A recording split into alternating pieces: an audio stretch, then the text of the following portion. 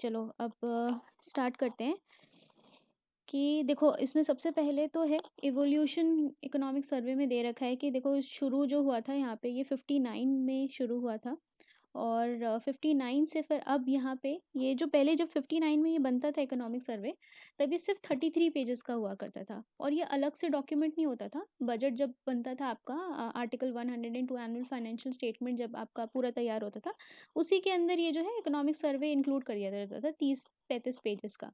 उसके बाद फिर थोड़ा सा इवॉल्व हुआ, ठीक है। फिर देखो इसके कवर्स जो हैं यहाँ पे बदलते जा रहे हैं। उसके बाद फिर यहाँ पे जब हम यहाँ पे 2011-12 में पहुँचते हैं तो यहाँ पे आपको पता है कि 2008 में ग्लोबल फाइनेंशियल क्राइसिस होता है, ठीक है। तो उसके बाद यहाँ पे थोड़ा सा डीपर एनालिसिस करने की ज़रूरत पड़ती है कि हमें यहाँ पे हमारी इकोनॉमी पे क्या असर पड़ता है। तो ये थोड़ा सा बल्कि होता गया, ठीक है।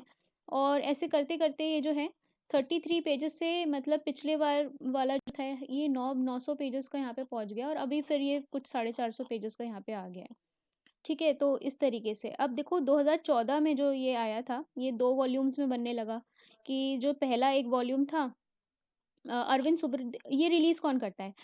तो यहाँ पे जो चीफ इकोनॉमिक एडवाइज़र होते हैं वो इसको रिलीज़ करते हैं।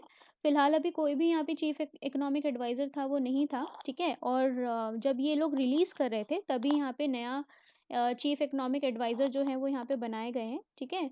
तो जो नए चीफ इकोनॉमिक एडवाइज़र हैं वो हैं अनंत नागेश्वरम, ठीक है।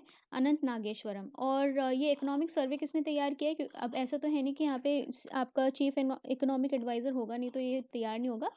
तो आपका संजीव सन्याल जो हैं वो उन्होंने तैयार किया है, ठीक है। और he is the principal economic adviser. तो मतलब यहाँ पे जो आपका चीफ इकोनॉमिक एडवाइज़र से नीचे जो आपका पोस्ट है उन्होंने यहाँ पे तैयार किया है और उन्होंने ही रिलीज़ किया था ये नए वाले इकोनॉमिक एडवाइज़र के साथ, ठीक है। तो देखो अब ये जो था ये रिसेंटली लास्ट यहाँ पे कुछ सालों तक यहाँ पे प्रैक्टिस ये रहती रही कि यहाँ पे 2 वॉल्यूम्स में ये लोग रिलीज़ करने लगे।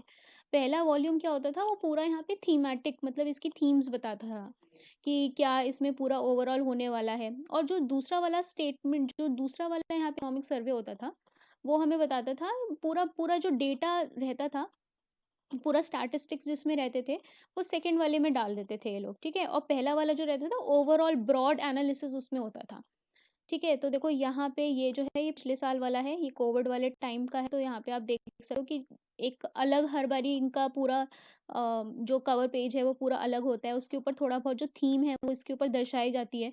तो यहाँ पे ये जो है देखो इसमें आपका क्या है कि यहाँ पे आप क्या कर रहे हो बैलेंसिंग करने कोशिश कर रहे हो, जो इकोनॉमी है वो बैलेंस करने की कोशिश कर रही है और यहाँ पे बीच में कोविड है, ठीक है। तो ये आपका पिछली बार वाला सर्वे था। फिर अब देखो इस बार का सर्वे जो है उसका आप देख सकते हो कि कवर पेज जो है वो इस तरीके का है। और बजट भी आपने देखा काफ़ी कैपिटलिस्टिक बजट है, मतलब काफ़ी ग्रोथ प्रोस्पेक्टिव से यहाँ पे जो है बजट भी रिलीज़ किया गया है और प्लस यहाँ पे इकोनॉमिक सर्वे भी उसी पर्सपेक्टिव में जो है वो बनाया गया है। मतलब आप देखो कि यहाँ पे जो है रॉकेट दिखाया गया है, फिर यहाँ पे देखो यहाँ पे हेल्थ सेक्टर आपका दिखाया है, फिर यहाँ पे मेट्रो दिखाई है, ठीक है। तो ओवरऑल जो है यहाँ पे देखो ये आपका ई एजुकेशन की बात हो रही है। तो जो आपका क्या है कि यहाँ पे जो और यहाँ पे आपके जो इंफ्रास्ट्रक्चर डेवलपमेंट है और नई जो यहाँ पे डोमेन्स हैं उनके बारे में यहाँ पे ओवरऑल जो है बात करी जा रही है, ठीक है। अब देखो यहाँ पे ओवरऑल जो है 11 चैप्टर्स हैं इस इकोनॉमिक सर्वे में, ठीक है। ब्रॉड हर सेक्टर को यहाँ पे कवर करा गया है और ये इकोनॉमिक सर्वे इसीलिए इम्पोर्टेंट है क्योंकि हमने आज तक में जितने भी हम न्यूज़पेपर पढ़ते हैं उसमें जितना भी डेटा होता है, जितनी भी स्कीम्स होती हैं, अगर आपको पूरा यहाँ पे कंपाइलेशन चाहिए पूरे साल का 2-3 साल का, मतलब एक ओवरऑल जो है वो आपको पूरा का पूरा यहाँ पे डेटा जो है इकोनॉमिक सर्वे में मिल जाता है, ठीक है। किस तरीके से मिलता है? सबसे पहले तो यहाँ पे प्रीफेस में तो वही सब होता है कि यहाँ पे पूरा इनका साइन वगैरह होगा, किसको एक्नॉलेजमेंट देना है। दूसरे वाले चैप्टर में आपका क्या है कि पूरा इकोनॉमी का स्टेट बताया जाता है कि आपके इकोनॉमिक में आपका जीवीए कैसा है, फिर आपकी जीडीपी किस रेट से ग्रो करेगी, फिर आपकी फिस्कल डेवलपमेंट्स की बात होगी कि भाई सरकार जो है यहाँ पे फिस्कली यहाँ पे क्या-क्या स्टेप्स ले रही है। फिर एक्सटर्नल सेक्टर की बात होगी, एक्सटर्नल सेक्टर में आपका पूरा फॉरेक्स रिलेटेड आपका या फिर आपके इन्वेस्टमेंट हो गए, बैलेंस ऑफ पेमेंट होगा, इन सब की यहाँ पे बात होगी। फिर मॉनेटरी मैनेजमेंट में आपकी आरबीआई रिलेटेड क्या मॉनेटरी पॉलिसी जो है यहाँ पे रेपो रेट आरबीआई क्या रख रही है, उससे रिलेटेड बात होगी। प्राइस एंड इन्फ्लेशन, हमने इन्फ्लेशन पढ़ा, ठीक है? तो यहाँ पे सीपीआई और जैसे कि अभी जो कुछ टाइम पहले हमने यहाँ पे बात की थी कि सीपीआई और डब्ल्यूपीआई में जो है वो डाइवर्जेंस देखा जाता है, तो वो भी एस्पेक्ट पूरा जो न्यूज़पेपर में आ रहा था वो इसके अंदर कवर हो जाता है, ठीक है? तो ये चीज़ है। फिर यहाँ पे देखो क्लाइमेट चेंज से रिलेटेड आपके सस्टेनेबल डेवलपमेंट की बात होगी। एग्रीकल्चर बहुत इंपॉर्टेंट है, ठीक है? तो एग्रीकल्चर में क्या-क्या हम यहाँ पे न्यू मेजर्स ले रहे हैं, पूरा ओवरऑल आपका एग्रीकल्चर में आपका जीवीए कितना है, ग्रॉस वैल्यू एडेड कितना है, ठीक है? तो वो सब यहाँ पे बात होगी। इंडस्ट्रियल में आपका क्या होगा, इंडस्ट्री का आपको पता चलेगा कि मैन्युफैक्चरिंग देश में कितनी हो रही है और अगर आपकी मैन्युफैक्चरिंग हो रही है तो वहाँ पे पैरामीटर्स क्या होते हैं, जो जिस तरीके से आप यहाँ पे इंडस्ट्री की मैन्युफैक्चरिंग को निकाल सकते हो। फिर सर्विसेज के बारे में बात होती है, आपका सोशल इंफ्रास्ट्रक्चर कि आपका हेल्थ, एजुकेशन और वाटर रिलेटेड चीज़ें जो सोशल एरियाज़ हैं, इनमें आप जैसे कैसे प्रोवाइड कर रहे हो, एम्प्लॉयमेंट, ह्यूमन डेवलपमेंट ओवरऑल, ठीक है? इन फैक्टर्स में जो स्कीम्स हैं, उनके बारे में बात होगी। फिर ट्रैकिंग एक यहाँ पे जो नया एक बारी जो डेवलपमेंट जो इस इकोनॉमिक सर्वे में एक नई चीज़ देखी गई है, वो है यहाँ पे आवाज़ आ रही है आपको?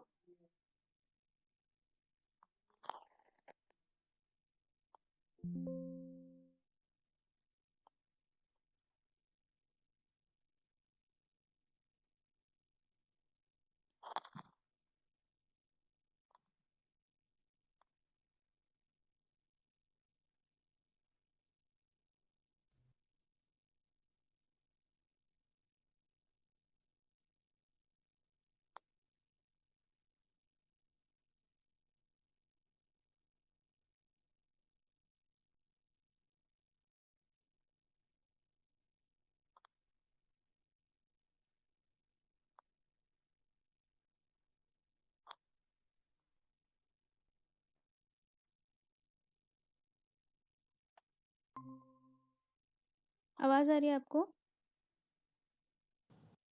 Yes, ma'am. Now you Yes, are ma'am. audible, ma'am. Okay, okay, okay, ठीक है।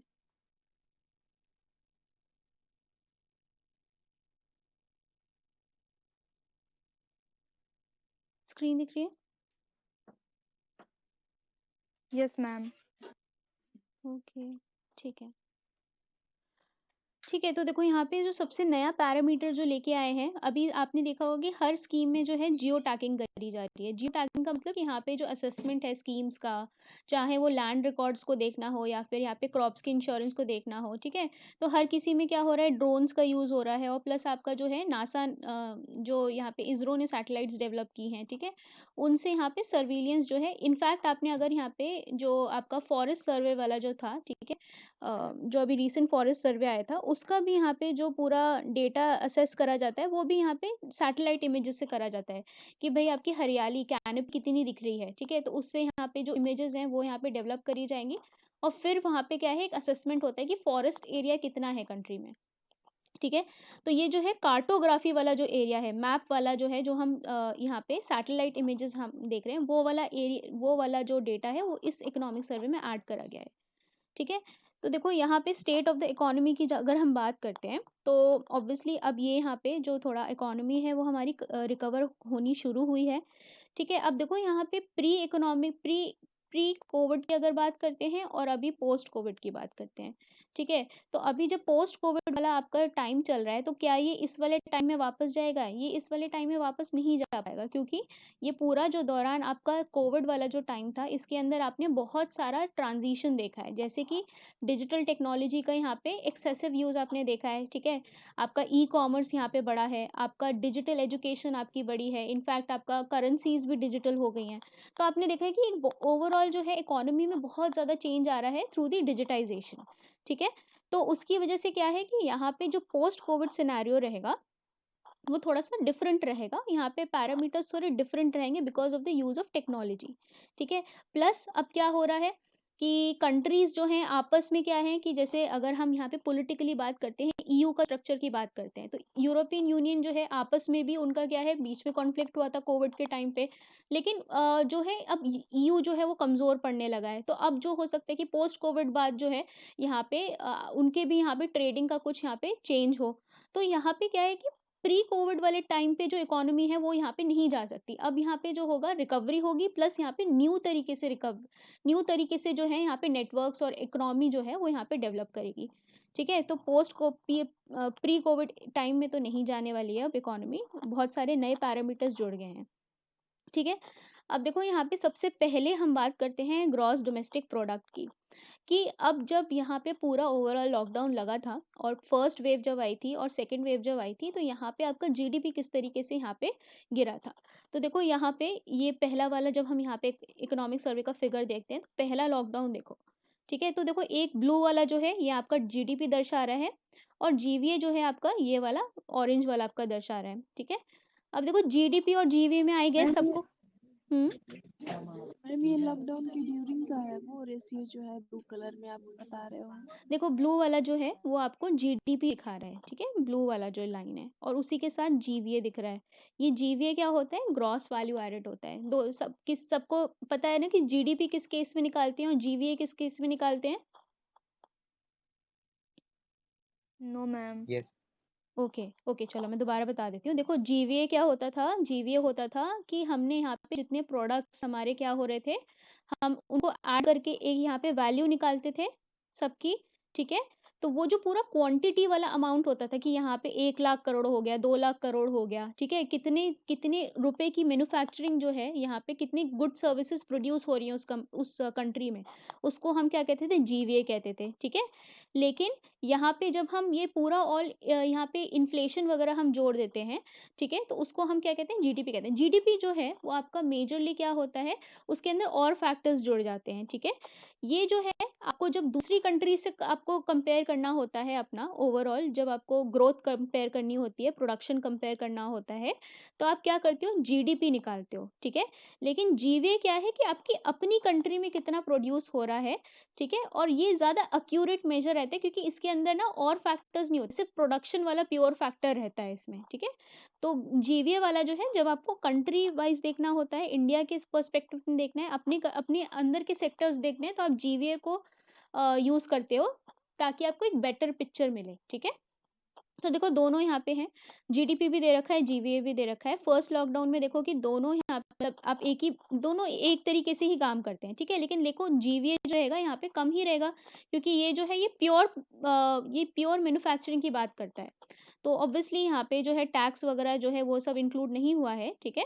क्योंकि जब आप फाइनल मार्केट में बेचते हो तो क्या होता है, वहाँ पे आप कोई भी आप प्रोडक्ट जो है वो यहाँ पे क्या करते हो, उसके ऊपर टैक्स लगाते हो, प्रोडक्ट टैक्स लगाते हो, तो उसकी मार्केट में वैल्यू और होती है, तो वो आपकी जीडीपी में आ जाती है। एनीवेज, तो यहाँ पे गैप रहता है, लेकिन ओवरऑल जो है यहाँ पे डायरेक्शन सेम है। ठीक है? तो देखो जीवीए जो है पहले लॉकडाउन में यहाँ पे पहले गिरा था, ये लोग कहते हैं। ठीक है? यहाँ पे 2020 में यहाँ पे जब मार्च में जब लॉकडाउन लगाया था, तब यहाँ पे गिरा था। उसके बाद फिर रिकवर करना शुरू हुआ, फिर से सेकंड वेव आई, तो लेकिन कंप्रेशन हुआ, इतना नहीं हुआ क्योंकि यहाँ पे लॉकडाउन नहीं लगा था। ठीक है? थोड़ा सा यहाँ पे कंप्रेशन देखा गया, लेकिन लॉकडाउन नहीं लगा था, इसीलिए यहाँ पे इतना ज़्यादा नीचे नहीं आया जीडीपी। ठीक है? तो आप देख सकते हो कि यहाँ पे फिर से अब हमने रिकवरी चालू की है।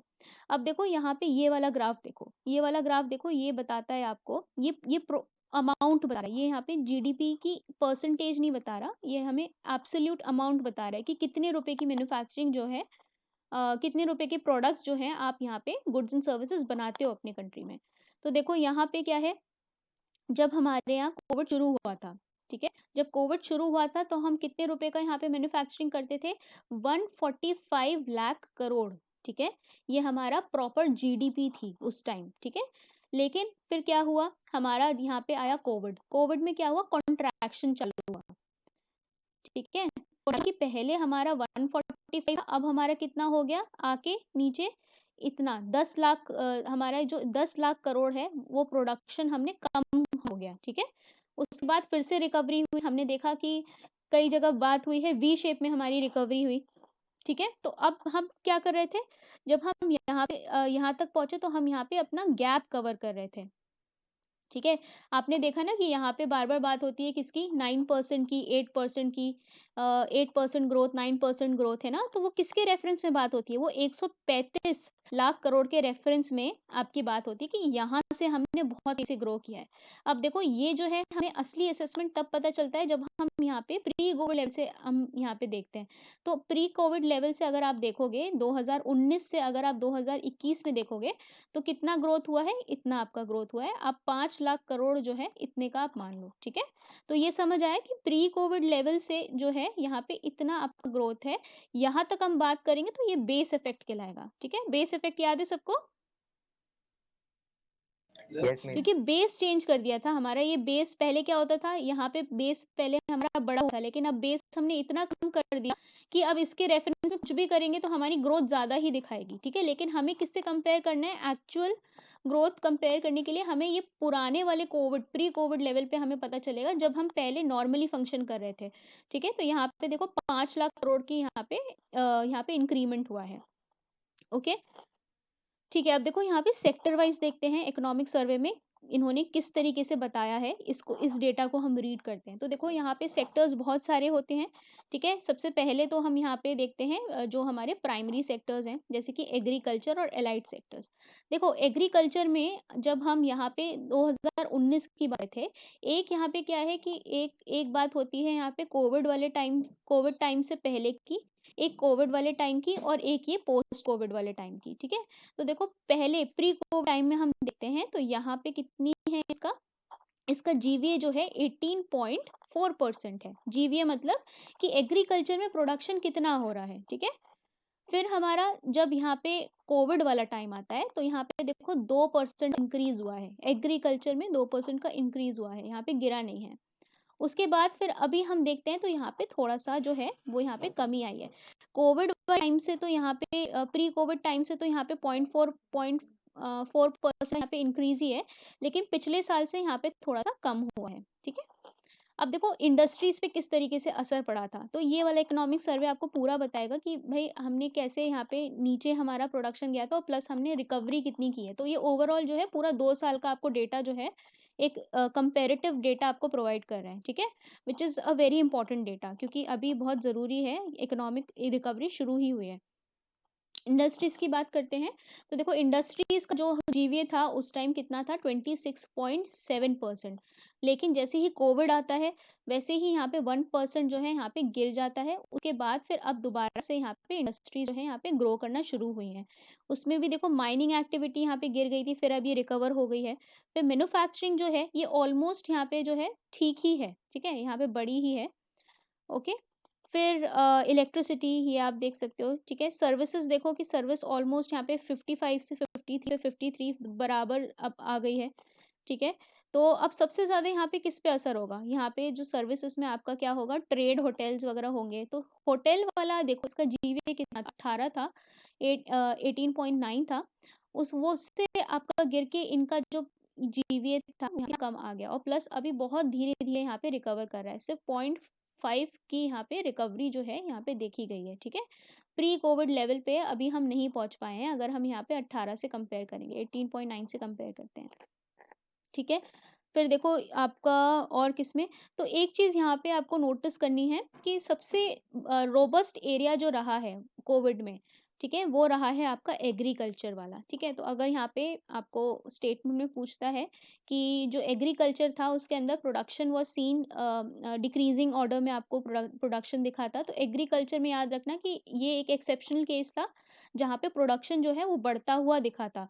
हर जगह, हर सेक्टर जो है क्या है, प्रोडक्शन यहाँ पे कम हो रहा है, ठीक है। ओवरऑल हमें सर्विसेज का देखना है तो सर्विसेज में भी यहाँ पे ओवरऑल कम ही हुआ है, ठीक है। तो ये याद रखना कि सिर्फ एग्रीकल्चर को छोड़ के हर जगह जो जीवीए है वो यहाँ पे कम हुआ है, ठीक है। अब देखो, एक्सक्यूज मी मैम, हाँ जी। सॉरी इसके लिए मैम।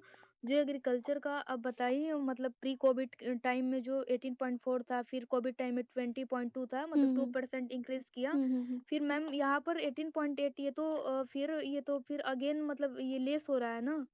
हाँ, तो ये दूसरे पैरामीटर्स की वजह से यहाँ पे कम हो रहा है, लेकिन इसमें कोविड का कुछ असर नहीं पड़ा है। मेन है कि यहाँ पे कोविड वाले टाइम पे आपका क्या असर, किन सेक्टर से इफ़ेक्ट हुए थे। कोविड वाले टाइम पे जो एग्रीकल्चर था ना, वो यहाँ पे रोबस्ट था। मतलब कुछ असर नहीं पड़ा था। गवर्नमेंट ने जो था वो लॉजिस्टिक्स मतलब आना जो यहाँ पे सप्लाई था उसको यहाँ पे बंद नहीं किया था। लॉकडाउन का कुछ असर नहीं होने दिया था एग्रीकल्चर पे। बराबर जो थे फार्मर्स अपने सीड्स वगैरह, इनपुट्स वगैरह पूरे खरीद पा रहे थे। उसको फिर मार्केट में भी सप्लाई आराम से हो रहा था। इसीलिए असर नहीं हुआ था यहाँ पे इसमें, ठीक है? अब इस ये जो कम हुआ है यहाँ पे, ये इसके दूसरे कारण होंगे, लेकिन कोविड का यहाँ पे कोई कारण नहीं है, ठीक है? ओके मैम जो मैम। लेबर्स लोग गांव में गए मैम थे ना ज्यादातर, इसके वजह हाँ, से भी प्रोडक्शन उसके बढ़ा वजह था। से भी एग्ज़ैक्टली उसकी वजह से भी बढ़ा था क्योंकि बहुत सारे लोग क्या थे, यहाँ पे जब अपने गाँव में चले गए थे तो उन्होंने भी यहाँ पे कंट्रीब्यूट किया था इसमें प्रोडक्शन में, ठीक है? खेती उन्होंने शुरू की होगी, तो वहाँ पे क्या है कि उसकी वजह से भी थोड़ा-सा प्रोडक्शन जो है वहाँ पे बढ़ा होगा, ठीक है? अब क्या होगा यहाँ पे कोविड के बाद क्या होंगे, कुछ लोग वापस आ गए होंगे अर्बन एरिया में, तो उसका भी होगा कि भई पहले जैसा प्रोडक्शन कुछ यहाँ पे कम हुआ होगा। ठीक है, अब सोल प वो नहीं है, लेकिन हाँ, ये याद रखना है कि यहाँ पे ये जो है, ये यहाँ पे इंक्रीज़ हुआ था उस टाइम पे। अब देखो डिमांड ड्राइवर्स देखते हैं, डिमांड साइड से हम अपना जीडीपी देखते हैं, तो हमने एक फ़ॉर्मूला देखा था, फ़ॉर्मूला क्या था हमारा? जब हम एक्सपेंडिचर अप्रोच से निकालते थे तो क्या होता था C प्लस आई प्लस जी प्लस एक्स माइनस एम। ये फॉर्मूला जो है ये बिल्कुल नहीं भूलना है, ठीक है? ये बिल्कुल आप लोग स्कोप इसका रख नहीं सकते कि भूल जाओ। और ये हम बहुत ही बेसिक बातें कर रहे हैं, ठीक है? इन्हीं में से क्वेश्चंस आते हैं, इंटरप्रिटेशन पूछ लेंगे, कोई पैरामीटर कम बढ़ कर देंगे और फिर पूछेंगे कि अच्छा इसका असर क्या पड़ेगा, ठीक है? तो ये यहाँ पे जो है बिल्कुल बेसिक बातें कर रहे हैं। ओके, तो देखो यहाँ पे क्या है, ये इस अप्रोच के मेथड से, एक्सपेंडिचर के मेथड से हमें क्या पता चलती थी, डिमांड पता चलती थी, ठीक है? तो डिमांड जब है, यहाँ पे अगर हम देखें कि भाई ये जो हमारी जीडीपी की अभी ग्रोथ हो रही है, सबसे पहले तो देखो कि यहाँ पे क्या हुआ। हम्म सबसे पहले तो देखो यहाँ पे क्या हुआ कि जो गवर्नमेंट था, गवर्नमेंट का कंजम्पशन था, गवर्नमेंट का कंजम्पशन का मतलब ये जो सी वाला फैक्टर था, ठीक है? सॉरी, जी वाला फैक्टर जो था, ठीक है? ये वाले कंपोनेंट को क्या होता है, तो पहले तो हमारा 7.9 था, उसके बाद यहाँ पे कोविड वाले टाइम पे इन्होंने कम कर दिया, फिर अब यहाँ पे फिर से इन्होंने बढ़ाया है, ठीक है? अब देखो यहाँ पे रिकवरी की बात करते हैं, ये जो आपको दर्शा रहा है 110.7, ठीक है? तो ये जो है 100 से अगर ऊपर जाता है, तो जितना एक्सेस में ऊपर जा रहा है वो आपको रिकवरी बता रहा है, ठीक है? रिकवरी मतलब कि आप 2019 से, अब देखो यहाँ पे 100 से कितना यूनिट ऊपर है, 10.7, तो मतलब ओवरऑल जो है आपका गवर्नमेंट एक्सपेंडिचर जो है वो बढ़ा है पहले से, कोविड वाले पहले के समय से, मतलब जब यहाँ पे कोविड नहीं शुरू हुआ था उससे पहले की अगर हम बात करें तो यहाँ पे गवर्नमेंट ने अपना कंजम्पशन जो है बढ़ाया है। ये सी वाला, ये जी वाला जो फैक्टर है इसको यहाँ पे बढ़ाया है, जिससे पहले यहाँ पे कोविड से पहले जितना खर्च करी थी उससे ज़्यादा किया है, ठीक है? अब वो बात अलग है कि 7.6 प्रेजेंट जीडीपी का जो यहाँ पे रिलेटिव कॉन्टेक्स्ट में होगा, अमाउंट बड़ा होगा, आप समझ रहे हो? ये जो परसेंटेज रहता है वो रिलेटिव फॉर्म में रहता है, मतलब ये 7.6, ये समझ आ रहा है आपको मैं क्या कहना चाह रही हूँ? ये जो होगा, ये जिसके रिलेटिव में होगा, आप जीडीपी तो यहाँ पे ज़्यादा, तो 7.6 यहाँ पे अमाउंट ज़्यादा होगा, लेकिन वो इस वाले टाइम से भी ज़्यादा होगा, ठीक है? फिर देखो प्राइवेट कंजम्पशन जो है एक एक ये ऐसा पैरामीटर था जो 5.5 था उस टाइम, और ये कोविड वाले टाइम पे एकदम नेगेटिव आ जाता है। यहाँ पे जो है लोग बिल्कुल इन्वेस्ट करना यहाँ पे कम कर देते हैं। फिर अब क्या है, दोबारा से जब इकोनॉमी को बूस्ट अप करा जा रहा है तो ये कोविड वाले टाइम से भी यहाँ पे ज़्यादा बढ़ गया है, लेकिन ये यहाँ पे रिकवर अभी नहीं हो पाया है, ठीक है? अभी माइनस में ही चल रहा है। ये अगर 100 तक पहुंचेगा तब हम यहाँ पे बात करेंगे कि यहाँ पे अभी 0.3%, यहाँ पे ऑलमोस्ट 0.3% जो है आपका, 3% जो है यहाँ पे ऑलमोस्ट अभी रिकवरी बाकी है, ठीक है? ओके, अब देखो gross fixed capital formation. Gross fixed capital formation क्या होता है? ग्रॉस फिक्स्ड कैपिटल फॉर्मेशन कोई बताना चाहेगा यहाँ पे कि क्या होता है? इजी से तो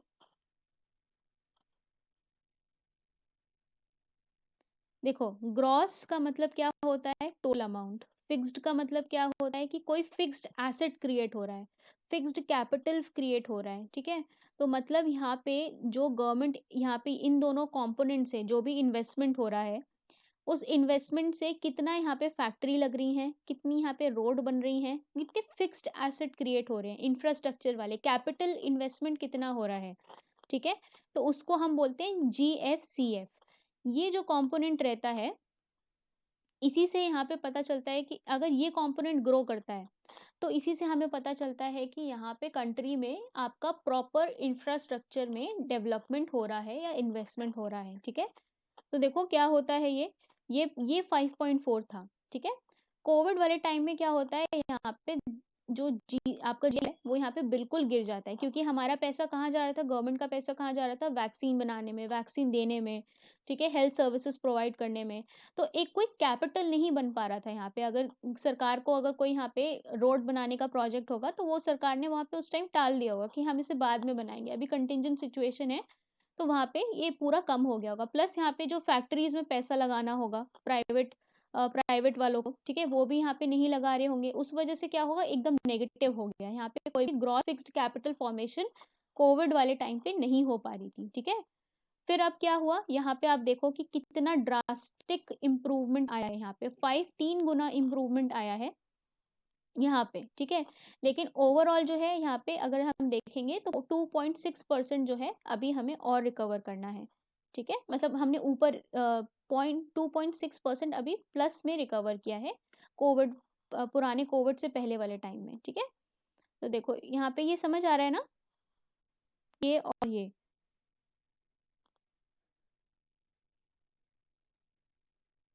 समझ आ रहे हैं नहीं? Yes ma'am. ठीक है।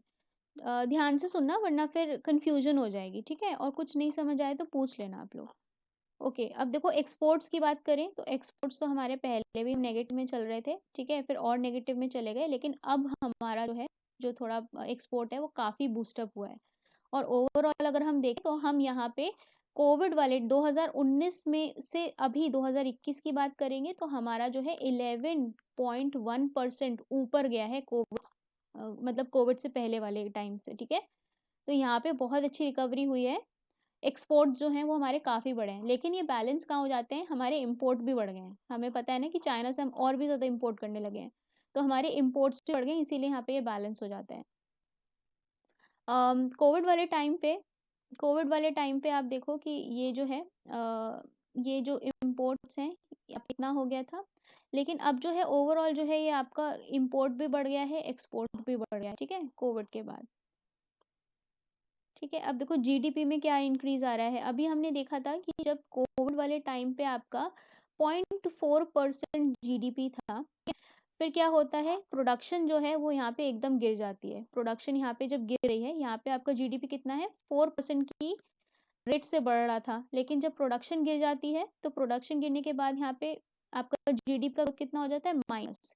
ये माइनस क्या दर्शाता है कि आपका जो मैन्युफैक्चरिंग थी, आपके प्रोडक्ट्स हैं वो यहाँ पे कम हुए हैं, ठीक है, कॉन्ट्रैक्ट हुई है इकोनॉमी, सिकुड़ी है इकोनॉमी, ठीक है। तो ये देखो यहाँ पे ये नेगेटिव में जाएगा, कितना नेगेटिव में जाएगा, -7.3%। फिर आपका क्या है, इंक्रीज हुआ है, ये देखो यहाँ से इस लेवल तक यहाँ पे इंक्रीज हुआ है। कितनी रेट से इंक्रीज हुआ है, 9.2% से यहाँ पे आपका ग्रोथ जो है देखी गई है जीडीपी की, ठीक है।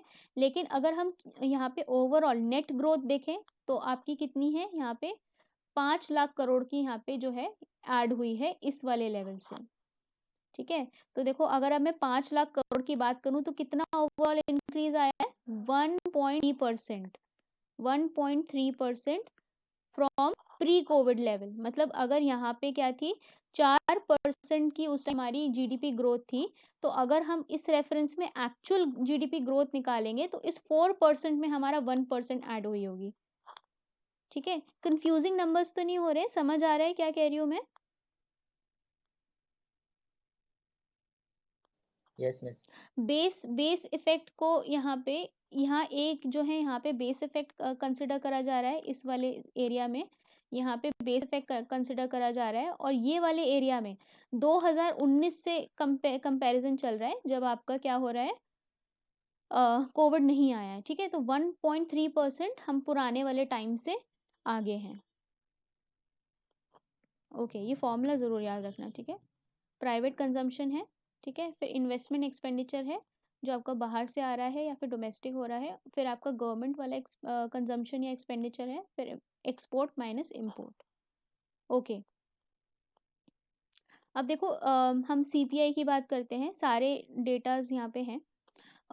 यहाँ पे जो है कंपैरिज़न किया गया है बिटवीन जितने भी अभी तक जित मतलब इस पूरे 20 साल में जितने आपके वो आए हैं, इकोनॉमिक क्राइसिस आए हैं। तो देखो ग्लोबल फाइनेंशियल क्राइसिस, किसी को ग्लोबल फाइनेंशियल क्राइसिस पता है? 2018 2008 वाला? Yes miss. हाँ, सत्यम बताओ प्लीज़, आइडिया। मैम वो अमेरिका में लेमन ब्रदर्स करके कंपनी थी, वो हाँ, हाँ। बैंकरप्ट हो गई थी रातों रात। तो उसका इफेक्ट पूरे वर्ल्ड पे पड़ गया था, मतलब जो धीरे धीरे सबका स्टॉक मार्केट गिरने लग गया। और उसके वजह से मतलब फिर करेंसी डिफ्रेशिएट होने लग गया, उसके वजह से फिर इन्फ्लेशन भी बढ़ने लग गया, मतलब उसके इफेक्ट की हाँ, वजह से। हाँ, मेन वो बिल्कुल। लेमन ब्रदर्स का ही था, वो कंपनी की वजह से हुआ था। हाँ, बिल्कुल, बिल्कुल, बिल्कुल ठीक। देखो यहाँ पे क्या था यूएस में एक इन्वेस्टमेंट बैंकिंग कंपनी थी, ठीक है? तो वो क्या करती थी, इन्वेस्टमेंट करती थी बहुत जगह पे, ठीक है? तो ये जो था 2008 में क्या होता है कि ये जो है आपकी कंपनी लेमन ब्रदर्स जो है यहाँ पे कोलैप्स होना शुरू करती है, ठीक है? अब कोलैप्स जब ये होना शुरू कर देती है, यूएस गवर्नमेंट इसको सपोर्ट नहीं करती है, इसको यहाँ पे संभालती नहीं है। उनको लगता है कि this is big to fail, ठीक है? ये इतनी बड़ी है कि ये फेल हो ही नहीं पाएगी। लेकिन क्या होता है इवेंचुअली ये बताता है कि कोई भी बैंक कितना भी बड़ा हो, वो यहाँ पे प्रोन होता है फेल होने के लिए, ठीक है? तो अगर सही समय पे सरकार नहीं सँभालेगी, तो यहाँ पे बहुत बड़े-बड़े बैंक्स जो रहते हैं, ये इन्वेस्टमेंट बैंक थी, वो भी फेल हो सकते हैं और उसका फिर एक डोमिनो इफ़ेक्ट मतलब उसका एक आगे के लिए चेन इफ़ेक्ट देखा जाता है। उसी प्रकार से यहाँ पे लेमन ब्रदर जैसे ही फेल होती है, वैसे ओवरऑल जो है जिसने भी यहाँ पे पैसा लगाया था, ठीक है? उसके यहाँ पे धीरे-धीरे जो है स्टॉक मार्केट आपका यहाँ पे जो है क्रैश होने लगा, ठीक है? और यहाँ पे एक क्राइसिस आ गई। अब ये तो इसका इमीडिएट कॉज़ था कि भई आपका लेमन ब्रदर जो था, ये यहाँ पे कंपनी डूब गई, ठीक है? इसका जो यहाँ पे बात करते हैं कि ये आपका पूरा 2008 वाला क्राइसिस किस तरीके से हुआ था, तो वो आपका इस तरीके से हुआ था कि सब प्राइम लेंडिंग ये आपकी होने लगी थी। ये सब प्राइम लेंडिंग एग्जाम में पूछते हैं ऑप्शंस में, टेस्ट में, ठीक है? कि क्या होती है सब प्राइम लेंडिंग, क्या होती है? क्या होता है कि अगर जैसे कि मुझे यहाँ पे 100 रुपए का लोन देना है, ठीक है? या फिर मैं ऐसे कहूँ कि मैंने ऐसे इंसान को हाउसिंग लोन दे दिया, इस ए बैंक ने ऐसे इंसान को हाउसिंग लोन दे दिया, उसने 100 करोड़ का हाउसिंग लोन दे दिया उस इंसान को जिसकी नौकरी भी नहीं है, ठीक है? जो कुछ कमाता भी नहीं है और मतलब उसने बिना सोचे समझे यहाँ पे बैंक वाले ने उसको वहाँ पे लोन दिया कि भई यहाँ से रिटर्न की यहाँ पे क्षमता है ही नहीं इस बंदे की। तो इसको हम बोलते हैं सब प्राइम लेंडिंग, ठीक है? तो इस तरीके से यहाँ पे उस टाइम क्या हो रहा था कि जो आपका ओवरऑल आपका जो सेंट्रल बैंक था यूएस का, उसने इंटरेस्ट रेट बहुत कम कर रखे थे। उसकी वजह से क्या हो रहा था, खूब सारी लेंडिंग जो है हो रही थी। बैंक्स जो थे उन्होंने भी खूब अपनी कम इंटरेस्ट रेट पे यहाँ पे पूरी दुनिया भर में लेंडिंग कर रहे थे। जब आप बहुत ज़्यादा लेंडिंग कर देते हो बिना दिमाग लगाए, तो क्या होता है आपके जो एनपीए हैं उनके बढ़ने का चांसेस रहता है। हो सकता है आपने सबके ऊपर यहाँ पे कोलेटरल नहीं रखा हो, ठीक है? तो उसकी वजह से क्या होता है कि यहाँ पे जैसे ही ये बैंक फेल होती है, तो यहाँ पे बाकी सबका भी क्या होता है, सब स्टॉक मार्केट सबका पैसा जो है वो यहाँ पे मतलब उनको लॉस होने लगता है। इसका डोमिनो इफ़ेक्ट देखा जाता है, ठीक है? फिर बैंक्स जो है यहाँ पे ओवरऑल जो है इनको अपना पैसा वापस नहीं मिल पाता, ठीक है? बैंक्स की हेल्थ बहुत खराब हो जाती है और इसको हम बोलते हैं ग्लोबल फाइनेंशियल क्राइसिस, ठीक है? इसी इवेंट के बाद क्या होता है, यहाँ पे बेसल 3 नॉर्म्स आते हैं, ठीक है? बेसल 3 नॉर्म्स आते हैं। बेसल जो है हमें मिनिमम कितना आपको यहाँ पे कैपिटल रखना चाहिए बैंक को हेल्थ मेंटेन करने के लिए, वो बताता है, ठीक है? फिर हम भी अडॉप्ट करते हैं इसको। तो ये मैं आपको कहानी इसलिए बता रही हूँ क्योंकि कहीं न कहीं किसी न किसी फ़ॉर्म में ये पूछ सकता है, ठीक है? और इकोनॉमी का कोई ओर-छोर नहीं होता है इसीलिए। तो ठीक है? तो ये आपका ये था। अब ये टैंट्रम भी था। जैसे ही ये वाली क्राइसिस होती है, तब क्या होता है यहाँ पे जो सेंट्रल बैंक होती है यूएस की, वो यहाँ पे इंटरेस्ट रेट जो है वो बढ़ाने लगती है, ठीक है? तो लिक्विडिटी क्या होती है, जैसे ही इंटरेस्ट रेट यहाँ पे आपकी सेंट्रल बैंक बढ़ाएगी तो क्या होगा? इंटरेस्ट रेट बढ़ाने से क्या होता है मनी सप्लाई पे? कम हो जाती है। हाँ। सबको समझ आ रहा है ना कि यहाँ पे इंटरेस्ट रेट बढ़ेगा तो क्या होगा, यहाँ पे मनी सप्लाई जो है कम हो जाएगी, लिक्विडिटी कम हो जाएगी। ठीक है, तो अब ये लिक्विडिटी जब कम हो जाती है तो ये ऑप्शन में कभी ना पूछे, टेपर टैंट्रम जो है वो इवेंट है जब यहाँ पे लिक्विडिटी कम होती हुई दिखी थी, क्योंकि यहाँ पे ऑलरेडी ग्लोबल फाइनेंशियल क्राइसिस में जो आपका सेंट्रल बैंक थी यूएस में, उसने बहुत ज़्यादा लिक्विडिटी प्रोवाइड कर रखी थी। ठीक है, तो देखो इस इन सब का असर क्या हुआ था, एक तो ये इवेंट हो गया, एक टेपर टैंट्रम इवेंट हो गया, और कोविड पैंडेमिक हो गया। तो इनमें यहाँ पे इंडिया के ऊपर क्या असर पड़ा, देखो यहाँ पे इन्फ्लेशन की बात करते हैं तो यहाँ पे 9.1 था, और मतलब आप सोचो कि यहाँ पे कितना इन्फ्लेशन था उस टाइम पे, जब 2008 और 12 की बात कर रहे थे। अभी तो हम खैर 6% पे ही रोने लगते हैं कि 6% इन्फ्लेशन जो है मतलब बहुत ज़्यादा हो जाता है। ठीक है, तो अब देखो यहाँ पे इन्फ्लेशन जो है यहाँ पे 5.2% है, जब कोविड वाला टाइम चल रहा था। ठीक है, फिस्कल डेफिसिट जो था कितना था, अभी हमारा फिस्कल डेफिसिट जो है वो बढ़ गया था।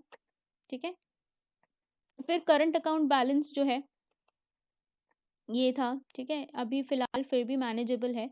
फॉरेक्स रिज़र्व देखो, उस टाइम तो हमारे 250 के आसपास थे, अभी तो हमारे पास सफिशिएंट फॉरेक्स रिज़र्व्स हैं। गवर्नमेंट बॉन्ड यील्ड अब किसी दिन मैं आपको बता दूंगी। ठीक है, बॉन्ड यील्ड्स क्या होती हैं। ओके, अब देखो एफडीआई इनफ्लो उस टाइम इतना था आपका, फिर आपका टेपर टैंटर वाले टाइम क्या था, आपका खूब सारा आ रहा था जो एफडीआई है कंट्री में, और आपका इस टाइम तो आ ही रहा है।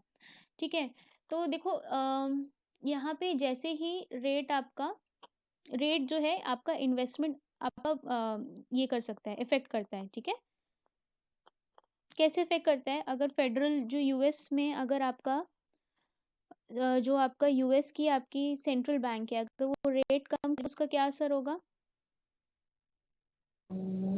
मैम अपने इधर एफडीआई आएगा ज्यादा, हम्म एफडीआई बढ़ेगा।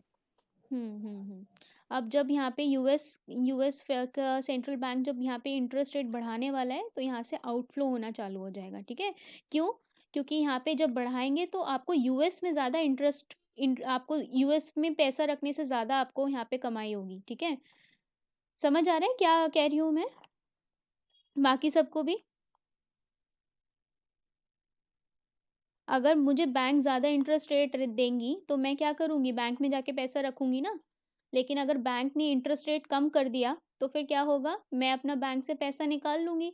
उसी तरीके से यहाँ पे अगर मैं यूएस के संदर्भ में ये बात करती हूँ, अगर यूएस के सेंट्रल बैंक ने इंटरेस्ट रेट को बढ़ा दिया तो सब वहाँ जाके पैसा रखेंगे ना, तो इंडिया में भी जो इन्वेस्टमेंट आ रही होगी वो यहाँ से निकाल के पैसा यूएस वाले में जाके रख देंगे। ठीक है, और जैसे ही वहाँ पे इंटरेस्ट रेट कम होता है तो यहाँ पे इंडिया में इन्वेस्टमेंट बढ़ेगा। ठीक है, ओके, ठीक है। देखो अब यहाँ पे एग्रीकल्चर एक्सपोर्ट की बात करते हैं, तो ये इसमें यहाँ पे असेंडिंग ऑर्डर डिसेंडिंग ऑर्डर में आता है। एग्रीकल्चर में हम सबसे ज़्यादा एक्सपोर्ट क्या करते हैं, ये दिख रहा है हमें। एग्रीकल्चर में हम सबसे ज़्यादा एक्सपोर्ट क्या करते हैं, हम यहाँ पे मरीन प्रोडक्ट जो है वो यहाँ पे सबसे ज़्यादा एक्सपोर्ट करते हैं। ठीक है, उसके बाद जो सेकंड नंबर पे आता है, जो बासमती को छोड़ के हमारा चावल है, वो हम एक्सपोर्ट करते हैं। तो एक ये यहाँ पे सबसे ज़्यादा यहाँ पे आ रहा कि भाई चावल नहीं है हमारा एक्सपोर्टिंग प्रोडक्ट, हम सबसे ज़्यादा मरीन प्रोडक्ट्स हम यहाँ पे एक्सपोर्ट करते हैं। उसके बाद फिर हमारा आता है, उसके बाद फिर हमारा जो अभी आता है राइस बासमती। ठीक है, राइस बासमती, तो हम चावल सबसे ज़्यादा एक्सपोर्ट करते हैं। उसके बाद फिर हम मसाले बेचते हैं। ठीक है, मसालों के बाद हम यहाँ पे बफलो मीट, देखो बफलो मीट पे India is a number 1 exporter of the buffalo meat, तो यहाँ से बहुत बफलो मीट एक्सपोर्ट होता है। शुगर 1.6। ठीक है,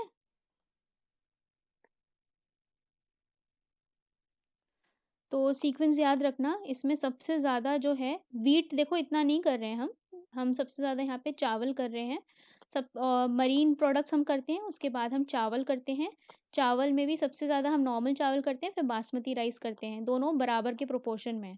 उसके बाद फिर मसाले बेचते हैं, बस मसाले के बाद फिर बफलो का मीट बेचते हैं, फिर यहाँ शुगर बेचते हैं। ठीक है, तो ये ऑर्डर जो है थोड़ा बहुत यहाँ पे इकोनॉमिक सर्वे में देखो, कहीं पे भी ये ऑर्डर जो है यहाँ पे क्वेश्चंस में डायरेक्ट पूछ सकते हैं, आप कहीं कोट कर सकते हो मेंस में, प्लस जितने भी न्यूज़पेपर के एडिटोरियल्स हैं उनमें भी यही डेटा जो है वो कोट होता है।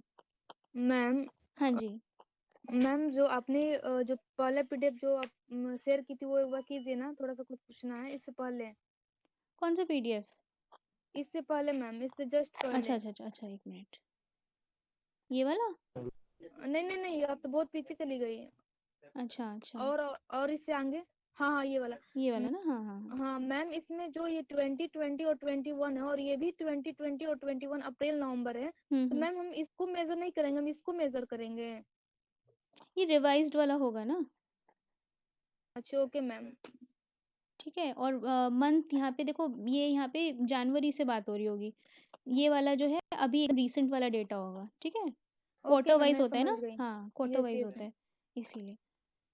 तो इसको हम फॉलो करेंगे। और बल्कि आप ये वाला भी कर सकते हो। मैंने इसको फालतू में ले लिया वैसे तो। हाँ, मैंने ध्यान नहीं दिया इस वाले पे, लेकिन खैर रिलेटिवली वो सेम ही होगा। मैम जो इसमें रैंकिंग दी हुई है वो लास्ट वाले से ली गई है ना? लास्ट वाले से 21 मतलब? 22 से हाँ हाँ, ये वाला डेटा 21। जो है, ये वाला जो डेटा है, ये वाला आप प्रेफर करना। ये मैंने गलती से ध्यान नहीं दिया। ये वाला, इस वाले को करना 2021 को। ठीक है, लेकिन रिलेटिवली यहाँ पे सेम ही रहेगा। सबसे ज़्यादा हम मेरीन प्रोडक्ट्स ही करते हैं। ठीक है, फिर हम चावल करते हैं, और फिर हम वही अपना वो कर रहे हैं, स्पाइसेस कर रहे हैं, फिर वही बफलो मीट। और ये दोनों देखो, शुगर और बफलो मीट जो है इनमें कंपटीशन है, ये कंपटीशन कर रहे हैं। शुगर इसीलिए देखो यहाँ पे आप ये भी याद रख सकते हो, अभी हमारा जो है प्रोडक्शन बहुत ज़्यादा हुआ है शुगर में, जिसकी वजह से हमें WTO में भी पहुँच गए हैं। ठीक है, तो इस वजह से ओके। इन्होंने यहाँ पे रिलेटिव कंपैरिजन भी दे रखा है कि इकोनॉमीज़ में कैसे कौन सी करेंसी जो है अप्रिशिएट कर रही है, कौन सी यहाँ पे डिप्रिशिएट कर रही है। ठीक है, BIS देता है, बैंक फॉर इंटरनेशनल सेटलमेंट्स। यही बैंक फॉर इंटरनेशनल सेटलमेंट जो है, ये बेसल नॉर्म जो है ये रिलीज करता है, सेट है। ठीक है, बेसल 3 नॉर्म्स अगर सेट किए होंगे तो इस इंस्टीट्यूट ने यहाँ पे करे होंगे। देखो टर्की की जो करेंसी है वो -34.4 यहाँ पे डिप्रिशिएट करी है। ठीक है, इंडिया में जो है -0.3 डिप्रिशिएट की है। ठीक है, अप्रिशिएट किसकी कौन सी करेंसी कर रही है? एक तो यहाँ पे साउथ अफ्रीका की, चाइना की और रशिया की। अब अप्रिसिएशन और डिप्रिसिएशन आई गेस सबको समझ आता है। ठीक है, अप्रिसिएशन क्या होता है? वैल्यू $1, बढ़ना।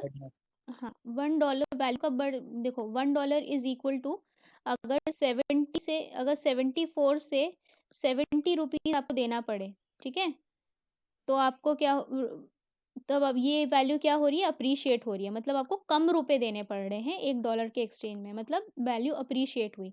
अब वही अगर यहाँ पे 70 से 74 पे आते हैं, ठीक है, इसका मतलब क्या होगा? डेप्रीशिएट हो रही है। मतलब आपको 70 देने पड़ते थे एक्सचेंज रेट में, अब आपको कितने? 74 देने पड़ते हैं। ठीक है, तो एक्सचेंज रेट जब यहाँ पे क्या होता है? कम होता है, तब अप्रिशिएट होती है करेंसी, और जब आपका एक्सचेंज रेट बढ़ता है तो डेप्रीशिएट होती है करेंसी। ठीक है, ओके। अब देखो, एक्सपोर्ट हम क्या क्या करते हैं? सबसे ज़्यादा एक्सपोर्ट जो इंडिया करता है वो सबसे ज़्यादा करता है आपका,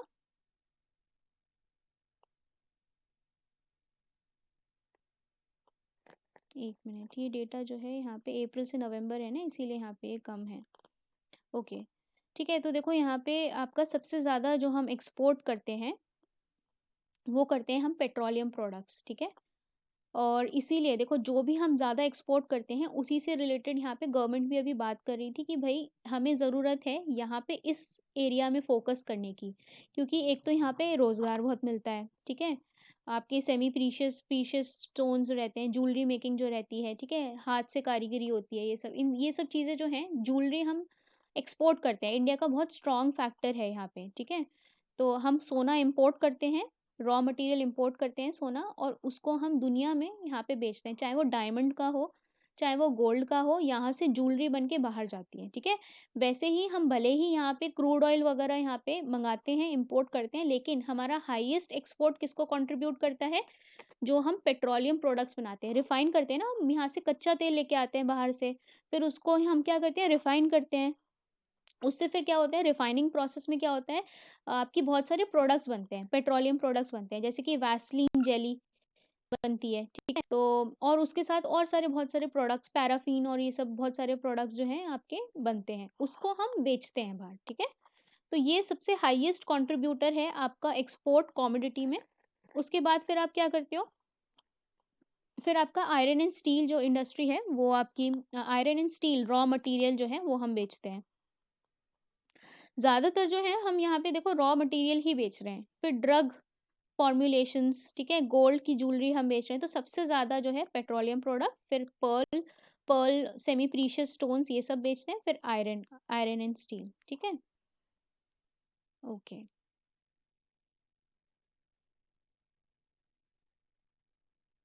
ठीक है, इतना ये डेटा जो है ब्रीफली थोड़ा सा इसे याद रखना। अब हमारी इंपोर्टिंग और एक्सपोर्टिंग कंट्री कौन सी है, ये सब रीसेंट डेटा है, ठीक है, सब एकदम लेटेस्ट डेटा है। ओके, तो देखो यहाँ पे कहाँ सबसे ज़्यादा हम एक्सपोर्ट करते हैं। अब जहाँ हम सबसे ज़्यादा एक्सपोर्ट करेंगे उसी के साथ हम यहाँ पे अपनी बायलेटरल इन्वेस्टमेंट ट्रीटी और वही सब हम यहाँ पे एफटीएस जो हैं वो हम साइन करेंगे, कहाँ पे, जहाँ जहाँ हम ज़्यादा एक्सपोर्ट करते हैं, जहाँ हमें ज़्यादा मुनाफा हो। तो सबसे ज़्यादा तो हम ऑब्वियसली कहाँ करते हैं, यूएसए में करते हैं। आजकल हमारा ट्रेड जो है यूएई के साथ भी बहुत इंक्रीज़ हो रहा है। यूएई इंडिया में बहुत इन्वेस्टमेंट भी कर रहा है, ठीक है, हमारी कोऑर्डिनेशन काफ़ी बढ़ रही है यूएई के साथ।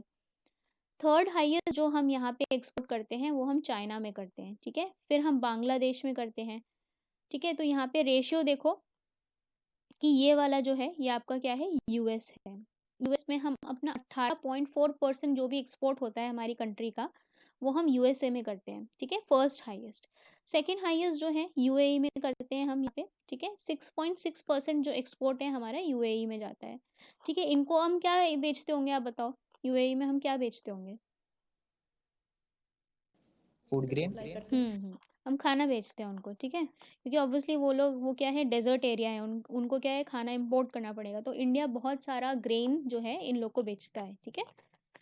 फिर चाइना में है, चाइना को हम ये आयरन और स्टील भी यहाँ पे बेचते हैं, रॉ मटेरियल जो है बहुत सारा हम चाइना को बेचते हैं। वो फिनिश प्रोडक्ट्स हमें बेच देते हैं उल्टा, जैसे ब्रिटिशर्स करते थे, ठीक है। तो ये है, और प्लस बेल्जियम जो है, बेल्जियम ने यहाँ पे रिप्लेस किया है मलेशिया को, ठीक है, और टॉप 10 में आ गया है बेल्जियम जो है। यहाँ पहले हम मलेशिया था इसकी जगह, मलेशिया को हम यहाँ एक्सपोर्ट करते थे, लेकिन अब मलेशिया जो है नीचे चला गया, इसकी जगह बेल्जियम आ गया है। तो ये हमारी टॉप 10 एक्सपोर्टिंग कंट्रीज़ हैं।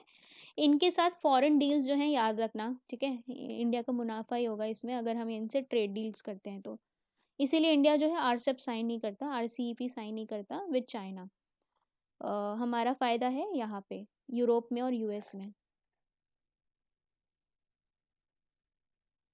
ठीक है। अब देखो इंपोर्ट क्या क्या करते हैं। इंपोर्ट हम सबसे ज़्यादा क्या करते हैं, कच्चा तेल, पेट्रोलियम क्रूड हम सबसे ज़्यादा इंपोर्ट करेंगे, ठीक है। उसके बाद फिर हम क्या करते हैं, गोल्ड, यहाँ पे लोगों को गोल्ड से बहुत प्यार है, ठीक है, लेकिन हम इन्हीं इन्हीं के यहाँ पे प्रोडक्ट्स भी बना के बेच रहे हैं, पेट्रोलियम प्रोडक्ट्स भी बेच रहे हैं, हम गोल्ड गोल्ड की ज्वेलरी भी बेच रहे हैं। फिर ये जो आपके क्या है, कहीं ना कहीं पेट्रोलियम प्रोडक्ट्स कुछ ना कुछ हम यहाँ पे इंपोर्ट भी कर रहे हैं। फिर ये जो जिनको आप फिनिश्ड ज्वेलरी बना के बेचते हो उनकी पर्ल्स और वो सब मोती वगैरह आप सब इंपोर्ट कराते हो, ठीक है। फिर ये आपका कोल जो है, हमारे पास जो है एंथ्रासाइट वाला कोल नहीं मिलता है, हमें गोंडवाना टाइम का कोल मिलता है, सबको याद होगा। तो वो कोल जो है अच्छी क्वालिटी का हम यहाँ पे बाहर से मंगाते हैं, ठीक है। फिर आपके इलेक्ट्रॉनिक कंपोनेंट्स जो हैं इस पे ऑब्वियसली यहाँ पे चाइना से हम बहुत सारे इलेक्ट्रॉनिक्स इंपोर्ट करते हैं। वेजिटेबल ऑयल ये भी हमें मंगाना पड़ता है, क्योंकि हम जो है पल्सेस इतनी ज़्यादा नहीं वो कर पाते हैं, ठीक है। तो वेजिटेबल ऑयल्स जो हैं वो भी हम बाहर से मंगाते हैं, ठीक है। फिर प्लास्टिक के बहुत सारे रॉ मटेरियल्स, तो ये सब जो कंपोनेंट्स हैं ये हमारे टॉप 10 हाईएस्ट इंपोर्ट्स हैं, ठीक है। ओके, अब कहाँ से सबसे ज़्यादा इंपोर्ट करते होंगे, तो बहुत ऑब्वियस है कहाँ से करेंगे हम सबसे ज़्यादा इंपोर्ट, यहाँ से, चाइना से, ठीक है। ये हमारी फेवरेट कंट्री है इंपोर्टिंग, यहाँ पे हम बहुत डिपेंडेंट हैं, ठीक है। तो उसके बाद फिर हम यूएई से तेल मंगा रहे हैं, उनको बेच भी रहे हैं, उनसे मंगा भी रहे हैं, तो हमारा डेफिसिट जो है थोड़ा बहुत कवर हो जाता है भाई, ठीक है, कि खाना बेच दो और तेल मंगा लो। फिर यूएसए से हैं हम यहाँ पे थोड़ा सा इंपोर्ट कर लेते हैं, लेकिन हम उनको एक्सपोर्ट ज़्यादा करते हैं, तो सरप्लस में ट्रेड रहता है। फिर सऊदी अरेबिया से तेल खरीदते हैं, ठीक है, तो ये सेकंड हाईएस्ट आती है, 5% यहाँ से आ रहा है। इराक से हम बहुत सारा तेल खरीदते हैं, ठीक है। स्विट्जरलैंड से हम क्या मंगाते हैं, गोल्ड मंगाते हैं बहुत सारा, ठीक है। इसी हांगकांग से हम इलेक्ट्रॉनिक्स मंगाते हैं। इंडोनेशिया से हम क्या मंगाते हैं, हम अपना पाम ऑयल जो है इंडोनेशिया से आता है, ठीक है। सिंगापुर से बहुत सारी चीज़ें आती हैं, साउथ कोरिया से भी आती हैं, यहाँ पे इलेक्ट्रॉनिक्स आते होंगे, ठीक है। तो ये डेटा जो है डिपार्टमेंट ऑफ कॉमर्स का है, इकोनॉमिक सर्वे में दे रखा है। ओके, अब एक्सपोर्ट और इंपोर्ट ये यहाँ पे नेट दे रखा है कि भाई आपको कहाँ पे आपको डेफिसिट हो रहा है और कहाँ पे आपको सरप्लस इंडिया की ट्रेड बैठ रही है। तो सबसे ज़्यादा प्रॉफिटेबल कंट्री है वो हमारी है यूएसए। यूएसए में इंडिया को ट्रेड करके बहुत फ़ायदा होता है।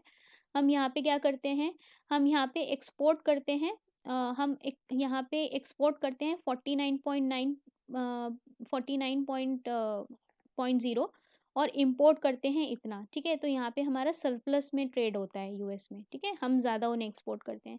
सेम केस हम देखते हैं बांग्लादेश से, तो बांग्लादेश को भी हम बहुत ज़्यादा सामान बेचते हैं, हम एक्सपोर्ट बहुत करते हैं और उनसे सामान खरीदते कम है, तो हमारा यहाँ पे काफ़ी ज़्यादा सरप्लस में ट्रेड रहता है, ठीक है। तो 7.9 बिलियन जो है हमारा ट्रेड यहाँ पे सरप्लस में रहता है। नेपाल से भी हमारा ट्रेड सरप्लस में है, ठीक है। तो मतलब आपको लगेगा कि हम नेपाल से खरीदते हैं, लेकिन नेपाल जो है, नेपाल को हम बहुत ज़्यादा सामान जो है बेचते हैं, एक्सपोर्ट करते हैं, उनसे भी हम सरप्लस में हैं। और नेपाल हमें बेचारा 1.1 बिलियन ट्रेड ही वो हमें मतलब वो हमें एक्सपोर्ट कर पाता है। तो 5 बिलियन हमारे पास ट्रेड सरप्लस नेपाल के साथ है। टर्की से देखो, टर्की से रिश्ते खराब है, लेकिन स्टिल हम जो है एक्सपोर्ट ज़्यादा कर रहे हैं टर्की में, ठीक है। फिर अब आते हैं कहाँ पे, यूके के साथ देखो हम यहाँ पे फ्री ट्रेड अग्रीमेंट जो है साइन करने की बात कर रहे हैं, क्योंकि यहाँ पे हम यूके के साथ भी यहाँ पे सरप्लस में ट्रेड हैं, ठीक है। तो ये भी हमारा प्रॉफिटेबल रहेगा अगर हम यहाँ पे एफटीए साइन करते हैं। फिर देखो फिर आपका कौन सी आई, फिर हमारी डेफिसिट वाली कंट्रीज आई। तो डेफिसिट वाली एक तो आपकी कोरिया है, ठीक है, कोरिया। और अगर कोरिया की मैं बात करूँगी तो default by default South Korea ही समझना उसे। फिर कतर है, यूएई है, ठीक है। यूएई में हमारा जो है 17 है और 27, तो इम्पोर्ट ऑब्वियसली हम ज़्यादा कर रहे हैं, तो डेफिसिट में चले जाते हैं, ठीक है। फिर हमारा चाइना, चाइना के साथ सबसे बड़ा डेफिसिट है, ये आप देख रहे हो, ठीक है।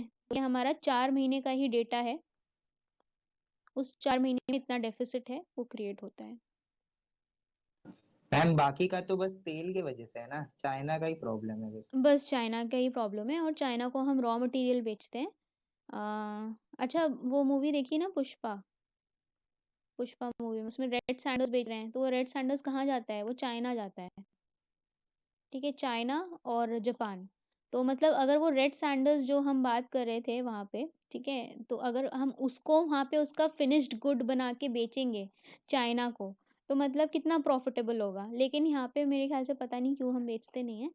तो वो मतलब बहुत ही अच्छा वुड होता है, लेकिन उसकी हम फिनिश उसका हम रॉ मटेरियल बना के बेच देते हैं, और उसका फिर जो फिनिश गुड होता होगा वो फिर से चाइना जो है वो एक्सपोर्ट करता होगा बहुत कीमती दामों पे। तो हमें ही उसका जो है करना चाहिए, जब आपके पास रॉ मटेरियल है तो खुद मैन्युफैक्चर करना चाहिए, वो भी ऐसी कंट्री जो आर्ट्स में इतना ज़्यादा रिच है, ठीक है। Yes ma'am. हाँ, तो कुछ कुछ एक्सक्यूज अपॉर्चुनिटीज़ मी हमें मैम, करना चाहिए एक्सप्लोर। हाँ जी, बोलो। मैम जैसे हम अमेरिका को जैसे मानते हैं कि वो डेवलपमेंट कंट्री है मीन्स, और हम्म। इंडिया जो है डेवलपिंग कंट्री है मैम। हाँ हाँ हाँ। तो मैम जो यूएसए और बांग्लादेश जो ये सब हम लोग डाटा देखे हैं जिसमें भारत ही मतलब इंडिया ही ज्यादा एक्सपोर्ट कर रहा है, फिर भी मतलब इंडिया डेवलपिंग में ही क्यों आता है? मतलब ज्यादा तो एक्सपोर्ट मतलब इंडिया ही कर रहा है, या बांग्लादेश हो, या हम्म। क्या बोलते हैं यूएसए हो, हम्म। या और सब डाटा जो आपने दिखाया उसमें हाँ। तो ऐसे लग रहा है कि इंडिया ही मतलब जितना एक्सपोर्ट कर रहा है उतना कोई भी कंट्री मतलब नहीं कर रहा जितना इंडिया कर रहा है, और इंपोर्ट हम्म। में कुछ ही मतलब इंडिया ले रहा है। तो देखो यहाँ पे, यहाँ डेवलपिंग से मतलब नहीं है ना, डेवलपिंग का मतलब ये होता है कि आपकी इकोनॉमी कितनी बड़ी है, आप ओवरऑल कितनी मैन्युफैक्चरिंग करते हो, ठीक है। अब तो ये देखो, अब डब्ल्यूटीओ के अंडर यहाँ पे जो ट्रेडिंग है, यहाँ पे टैरिफ तो आपको लगाने नहीं है ज़्यादा, ठीक है, फ्री ट्रेड होना चाहिए। दूसरा ये है कि अगर बांग्लादेश जो है यहाँ पे इतनी मैन्युफैक्चरिंग नहीं कर पा रहा, ठीक है, तो मतलब उसमें आपका वो कुछ नहीं ना, डेवलपिंग और डेवलप्ड कंट्री का कॉन्सेप्ट आपकी जीडीपी से रिलेटेड है, ठीक है। जितनी ज़्यादा आपकी जीडीपी होगी, प्लस यहाँ पे वॉलंटरी होता है, आप ऑप्ट कर सकते हो कि आपको डेवलप्ड श्रेणी में आना है या फिर आपको डेवलपिंग श्रेणी में आना है, वो अपना वॉलंटरी एक्शन पे होता है। अगर आप डेवलप्ड ऑप्शन कर डेवलप्ड कंट्री के उसमें कैटेगरी में जाओगे तो आपको WTO के अंडर कम थोड़े बेनिफिट मिलते हैं, ठीक है। तो यहाँ पे जो यहाँ पे इनफैक्ट चाइना भी जो है वो यहाँ पे डेवलपिंग मानता है अपने आप को, और उसको बहुत सारे बेनिफिट्स मिलते हैं ट्रेड में, कितनी जगह उसको यहाँ पे, तभी तो वो सामान बेच पाता है चाइना, है ना, क्योंकि वो डेवलपिंग कैटेगरी में है कंट्री।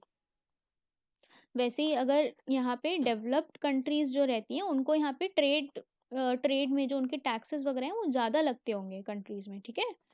तो यहाँ पे कितना कोई इम्पोर्ट कर रहा है एक्सपोर्ट कर रहा है उससे मतलब नहीं है, ठीक है। वो तो हमेशा डिसबैलेंस रहेगा, कौन ज़्यादा करेगा कौन नहीं करेगा, ठीक है। यस मैम, मतलब आप जो बोल रही है जैसे कि हम्म। अमेरिका की बात करें तो वो डेवलपमेंट है, बट अगर वो कोई भी चीज एक्सपोर्ट करता है तो शायद ज्यादा टैक्स आप बोल रही है लगेगा। हाँ, और जो डेवलपिंग कंट्री है वो मतलब उसमें मतलब वो एक्सपोर्ट भी करता है तो ज्यादा टैक्स नहीं लगेगा। ज़्यादा टैक्स नहीं लगेगा, और लीस्ट डेवलप कंट्रीज जो होती हैं उनको तो बिल्कुल ही फ्री एक्सेस दिया जाता है। अगर अफ्रीकन कंट्रीज हमें बेचेंगी तो उनको हम फ्री एक्सेस देते हैं ज़्यादातर, ठीक है। तो यस वो मैम। तो अलग कहानी है, लेकिन यहाँ पे अब वो कंट्री के रिक्वायरमेंट पे, डिमांड पे डिपेंड करता है वो क्या इंपोर्ट कर रहा है क्या एक्सपोर्ट कर रहा है, ठीक है। तो यूएसए जो है, अगर अब उसके पास यहाँ पे ऑयल के रिसोर्सेज पाए गए हैं तो वो उसका इंपोर्ट कम हो जाएगा, वो अब एक्सपोर्ट करता है। पहले वो बहुत, जब यहाँ पे इनके शेल गैस वगैरह के रिसोर्सेज नहीं पाए गए थे तो वो लोग क्या करते थे, वो इंपोर्ट करते थे, वो डिपेंडेंट थे इन पे, सऊदी वगैरह पे।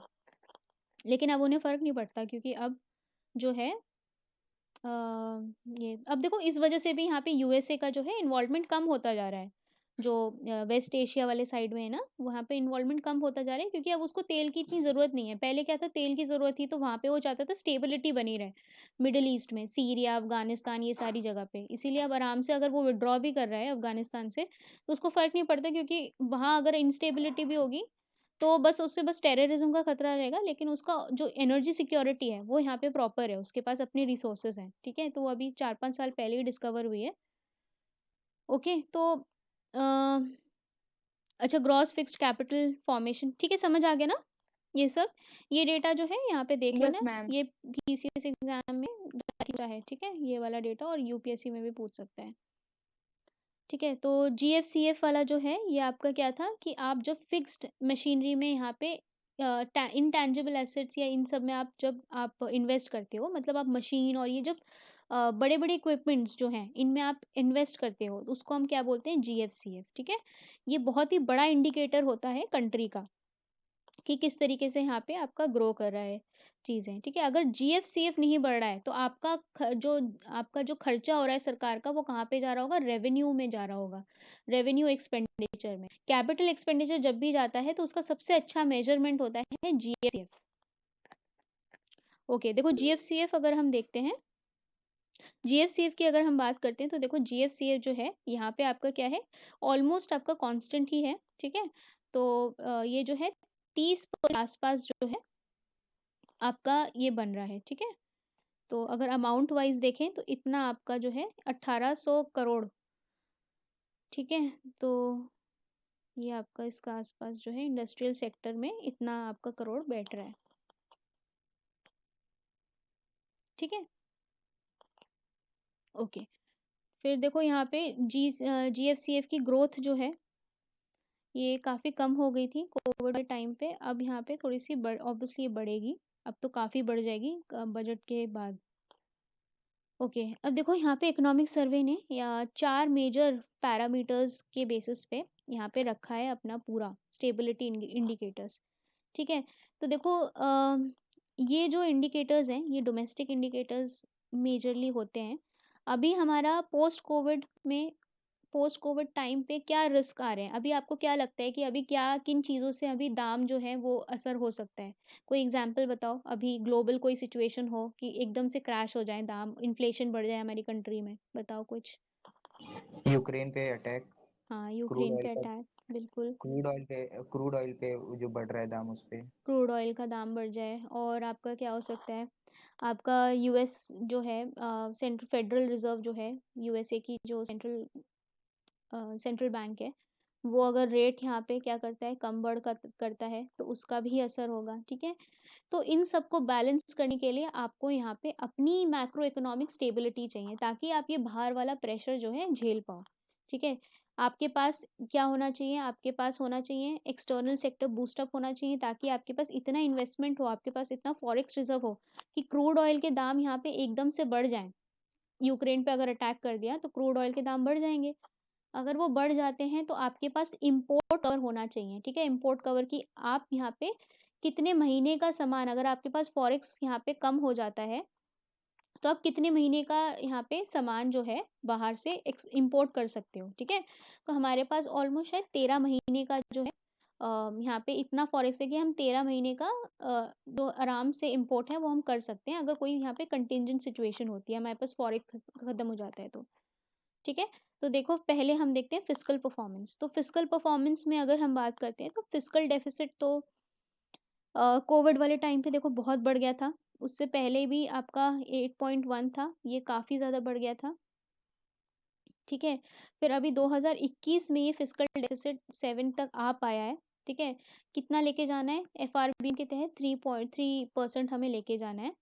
अब ये जो है 7%, आप कहोगे कि भाई इसमें बजट में तो 6.9 दे रखा है, ठीक है? तो देखो यहाँ पे जो भी इकोनॉमिक सर्वे में ट्रेंड दे रखे हैं ना, इन्होंने थोड़े से रिस्ट्रिक्टेड ट्रेंड दिए हैं, मतलब इन्होंने फिस्कल डेफिसिट 1.1% ज़्यादा ही माना है, ठीक है?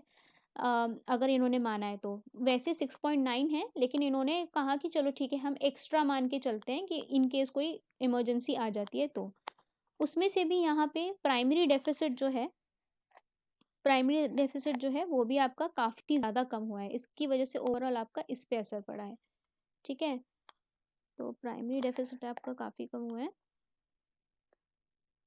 फिस्कल परफॉर्मेंस की बात करते हैं कि अब सरकार का रेवेन्यू वगैरह किस तरीके से इम्पैक्ट हुआ है, तो देखो यहाँ पे कॉर्पोरेशन टैक्स बढ़ा है, हर सारे टैक्सेस जो गवर्नमेंट की हैं, कमाई खूब सारी हुई है, कस्टम्स बढ़ा है, ये देखो सारे रिलेटिवली डायरेक्ट और इनडायरेक्ट टैक्स की यहाँ पे जो गवर्नमेंट ने बात की, तो देखो यहाँ पे कोविड वाले टाइम पे तो सब कम हो गया है, ठीक है? बीच में सब कम हुआ है, यहाँ पे यूनियन ये एक्साइज ड्यूटी छोड़ के, क्योंकि पेट्रोल पे खूब सारा टैक्स लग रहा था, इसीलिए एक्साइज ड्यूटी जो है वो बराबर बढ़ी है। बीच में यहाँ पे जीएसटी कम हो गया था, लेकिन ओवरऑल अब क्या है कि इस वाले प्री कोविड लेवल से सबकी जो गवर्नमेंट की कमाई है वो यहाँ पे बढ़ गई है, ठीक है? देखो कॉर्पोरेशन टैक्स जो है यहाँ पे बढ़ गया है, फिर हमारा ये इनकम टैक्स जो है ये भी बढ़ गया है, फिर हमारा कस्टम्स जो है सरकार लेती है वो भी बढ़ गया है, यूनियन एक्साइज तो बढ़ा ही है, ठीक है? फिर हमारा जो जीएसटी से कमाई होती है वो 4.0 से 4.5 हो गई है, ठीक है? कैपिटल एक्सपेंडिचर की बात करते हैं तो भाई कैपिटल एक्सपेंडिचर अगर आप देखो कोविड वाले से पहले के समय में तो 86.7 थाउजेंड करोड़ रुपए सरकार खर्च कर रही थी कैपिटल एक्सपेंडिचर पे, कैपिटल बनाने के लिए, ठीक है?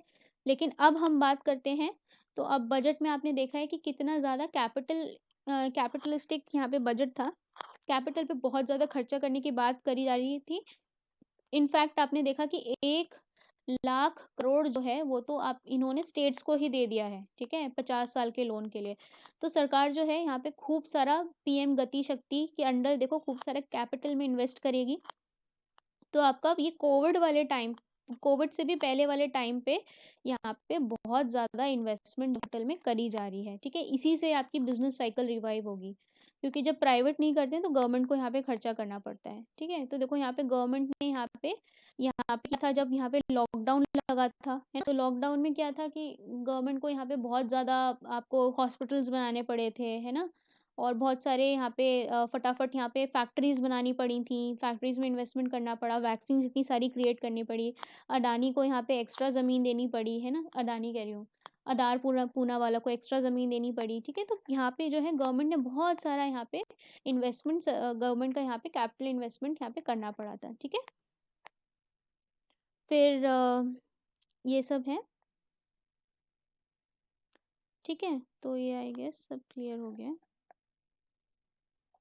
ओके, फिस्कल परफॉर्मेंस की बात करते हैं तो वही मैंने आपको बताया कि प्राइमरी डेफिसिट जो है वो काफ़ी कम हुआ है और ये 7.0 हो गया है। फिस्कल डेफिसिट जो है ये अब हमारा काफ़ी कम हो गया है, ठीक है, पहले से 2019 से।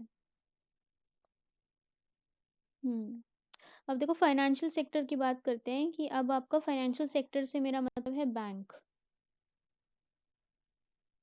बैंक का मतलब होता है कि आपका अब बैंक की हालत कैसी है, बैंक में आपके लोन्स कैसे हैं, एनपीएस कैसे हैं। अब बैड बैंक तो इन्होंने बना दिए, लेकिन अब बैड बैंक जो है वो कुछ ना कुछ तो लोन यहाँ पे अब्जॉर्ब करेंगी। अच्छा कैपिटल जो रहेगा वो यहाँ पे बैंक में रहेगा और बाकी जो लॉस मेकिंग वाले जो यहाँ पे एनपीएस हैं वो यहाँ पे ट्रांसफ़र कर दी जाएंगे, तो बैंक की हेल्थ जो है वो इम्प्रूव हो जाएगी, ठीक है।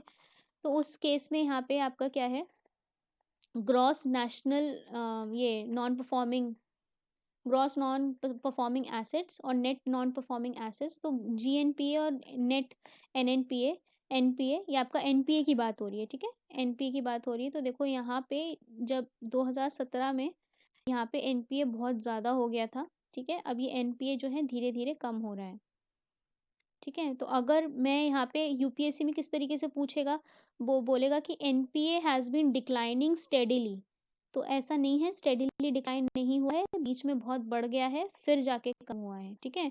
अगर स्टेडिली डिक्लाइन हुआ है तो ये 2017 से डिक्लाइन हुआ है स्टेडिली, उसमें भी ये देखो ये 6.9 हुआ है बीच में इससे, ठीक है। तो अगर ये डेटा का यही काम है कि इंटरप्रिटेशन पूछेंगे, एक साथ बढ़ा है, कम बढ़ा है, अनइवन तरीके से बढ़ा है, तो ये ट्रेंड याद रखना, हमें इकोनॉमी में ट्रेंड्स जो है बहुत इंपॉर्टेंट होते हैं, ठीक है। अब देखो capital to risk weighted asset, चलो बताओ, अब आपका पूछने का टाइम हो गया। कैपिटल एडिक्वेसी रेशियो क्या होता है, ये तो भूल नहीं सकते हो। मैम मतलब जितना लोन दिए हैं बैंक लोग उसके बदले कितना कैपिटल हम लोग उसके बदले में रखे हैं बैंक के अंदर। ओके, और भी कोई बताओ।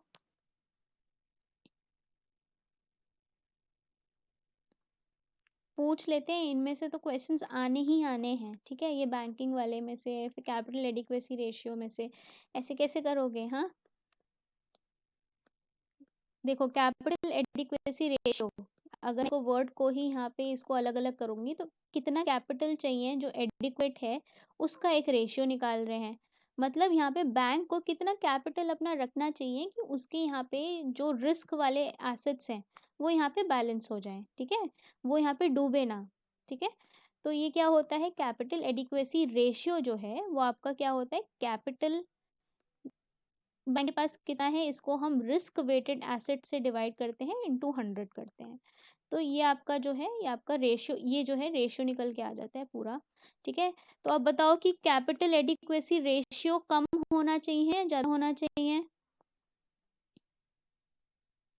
ज्यादा होना ज़्यादा मैम। होना चाहिए, क्योंकि रिस्क वेटेड एसेट क्या होते हैं, वो वाले एसेट जिनके खिलाफ आपने क्या है, गिरवी कुछ नहीं रखा है, ठीक है, जो आपके रिस्की एसेट्स हैं जो यहाँ पे डूब सकते हैं, ठीक है। आप 100 रुपए का लोन दे रहे हो, उसमें से आपने क्या लिया है, यहाँ पे जमीन है वो 50 रुपए की ही यहाँ पे उधार लगी है, अगर इसने यहाँ पे 100 रुपए का डिफॉल्ट किया लोन, तो मतलब आपका ये, आप यहाँ से सिर्फ 50 रुपए की रिकवरी कर सकते हो, ठीक है।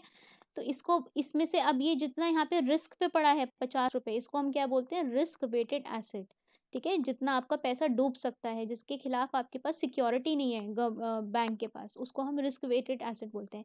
ऐसे वाले रिस्की एसेट्स को हम डिवाइड कर देते हैं कि गवर्नमेंट की बैंक का अपना कैपिटल कितना है।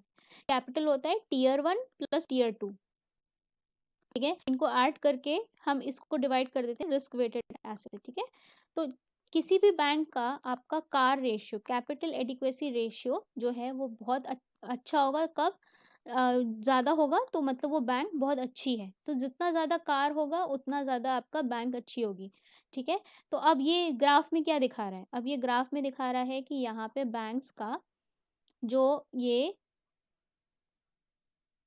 CAR है, या फिर आप इसको CRAR भी बोल सकते हो, ये क्या हो रहा है, ये यहाँ पे बढ़ रहा है, ठीक है, क्योंकि सरकार ने यहाँ पे क्या किया है, कैपिटलाइज किया है बैंक्स को। हम बजट में पढ़ते हैं ना कई बार कि कैपिटलाइज किया है PSUs को, 70,000 करोड़ दे दिया बैंकों को, ठीक है। तो उसको क्या करते हैं, उससे ये जो आपका ये जो ऊपर वाला एरिया है, ये ऊपर वाला फैक्टर रहता है, टियर 1 टियर 2 वाला जो आपका कैपिटल रहता है, उसके अंदर पैसा जाता है, आपका कार रेशियो जो है वो बढ़ता है। तो ये इनफैक्ट इसी के लिए तो बेसल नॉर्म्स आए थे, है ना? इसके लिए बेसल नॉर्म्स आए थे। ये लोग बेसल नॉर्म वाले कहते थे कि 9.8% जो है आपको मिनिमम रिस्क वेटेड ये आपको कार जो है मेंटेन करना चाहिए, ठीक है। और ये जो है 16% तक अभी जो है ये पहुंच रहा है। बैंक्स की हालत जो है वो यहाँ पे अच्छी हो रही है, ठीक है। अब वो पता नहीं है कि एक्चुअल में है कितना। मेरे ख्याल से तो अब होना ही चाहिए, क्योंकि अब बैड बैंक जो है वो बन गई है। तो इनके पास वैसे ही ये रिस्क वेटेड एसेट जो थे वो यहाँ पे कम हो जाएंगे, ये बेच देंगे लोन्स, एनपीए वाले इनको ट्रांसफ़र कर देंगे, इनकी बैलेंस शीट जो है वो क्लीन हो जाएगी,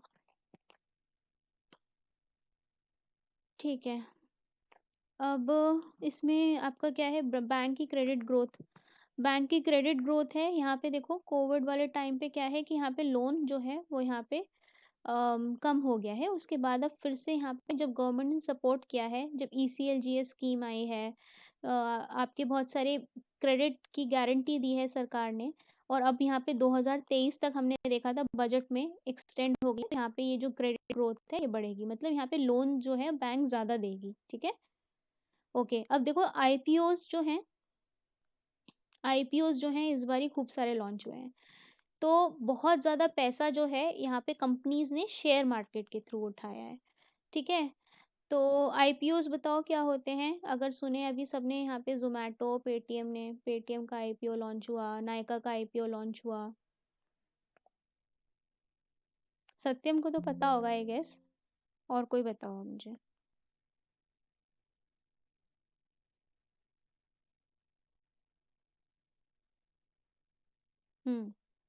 बताओ, हाँ ना तो बोला करो, नहीं आता मैम, आता है।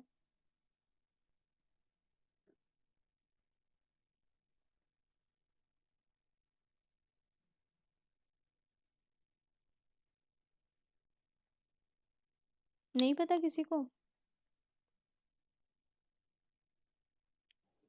चलो, मालूम है मैम। सत्यम तुम्हें मालूम होगा, तुम इकोनॉमिक्स के स्टूडेंट हो, आई नो, लेकिन मैं चाहती हूँ बाकी सब भी बोलें, ताकि मुझे पता चले किसको कितना समझ आ रहा है। अब आई एम अज्यूमिंग कि किसी को आईपीओ नहीं पता है, इसीलिए मैं बता देती हूँ आईपीओ, ठीक है। देखो आईपीओ अभी वैसे हम मनी मार्केट और कैपिटल मार्केट पढ़ेंगे, लेकिन ब्रीफली जब हम न्यूज़पेपर पढ़ते हैं तो हमें पता होना चाहिए कि क्या होता है, ठीक है। देखो आईपीओज लॉन्च जब होते हैं, यहाँ पे क्या होता है, कोई भी कंपनी बनती है, कंपनी 100 करोड़ से, यहाँ मतलब 100 करोड़ क्या है, यहाँ पे 1 करोड़ से स्टार्ट करो, 1 करोड़ की इसने यहाँ पे कैपिटल इन्वेस्ट किया था, 1 करोड़ से अब ये यहाँ पे कमाई करते करते इसकी जो वैल्यू हो गई है, इसने प्रॉफिट कमाया और इसकी जो वैल्यू है यहाँ पे बढ़ गई है, ये 100 करोड़ की कंपनी हो गई है, ठीक है। तो अब क्या होता है, ये जब यहाँ पे इसे लगता है कि इसकी वैल्यू जो है ये बहुत ज़्यादा बढ़ गई है, तो ये क्या करते हैं, ये यहाँ पे अभी प्राइवेट लिमिटेड कंपनी है, फिर ये स्टॉक मार्केट पे जाएंगे और ये अपनी शेयर्स की नीलामी करेंगे, मतलब ये सबसे पहली बार जब स्टॉक मार्केट पे जाते हैं, ठीक है। और ये किसी भी स्टॉक एक्सचेंज पे जा सकते हैं। स्टॉक एक्सचेंज अलग अलग, नेशनल स्टॉक एक्सचेंज होता है, एक आपका बॉम्बे स्टॉक एक्सचेंज होता है, ठीक है। तो बॉम्बे स्टॉक एक्सचेंज पे आपकी अलग कंपनीज होती हैं, 30 कंपनीज इसमें होती हैं, और आपकी नेशनल स्टॉक एक्सचेंज में आपकी 50 कंपनीज होती हैं, ठीक है। ये 50 कंपनीज का जो आपका इंडेक्स होता है, एक इंडेक्स होता है, उसको हम बोलते हैं निफ्टी। और इस 30 कंपनी का यहाँ पे जो इंडेक्स होता है, जो बीएसई एक्सचेंज पे आता है, उसको हम बोलते हैं सेंसेक्स, ठीक है। तो अब जब जब भी यहाँ पे मेरी कंपनी यहाँ पे 100 करोड़ हो गई, अब मुझे लगता है कि मुझे बहुत मुनाफा होगा अगर मैं इसके शेयर्स बेच दूंगी, तो लोग क्या करेंगे, मेरे पास 100, ये मैं इसको यहाँ पे मैं यहाँ पे 100 शेयर्स लॉन्च कर देती हूँ, ठीक है। तो 1-1 रुपए का एक शेयर हो गया, तो अब क्या होगा, मेरी 1 करोड़ से यहाँ पे कमाई हो गई 100 करोड़ की। तो यहाँ पे जब कंपनी को लगता है कि उसकी वैल्यू बहुत बढ़ गई है, तो वो क्या करते हैं, वो यहाँ पे शेयर इसको स्टॉक एक्सचेंज में लिस्ट कराते हैं, और फिर शेयर जो है लोग इसके खरीद सकते हैं।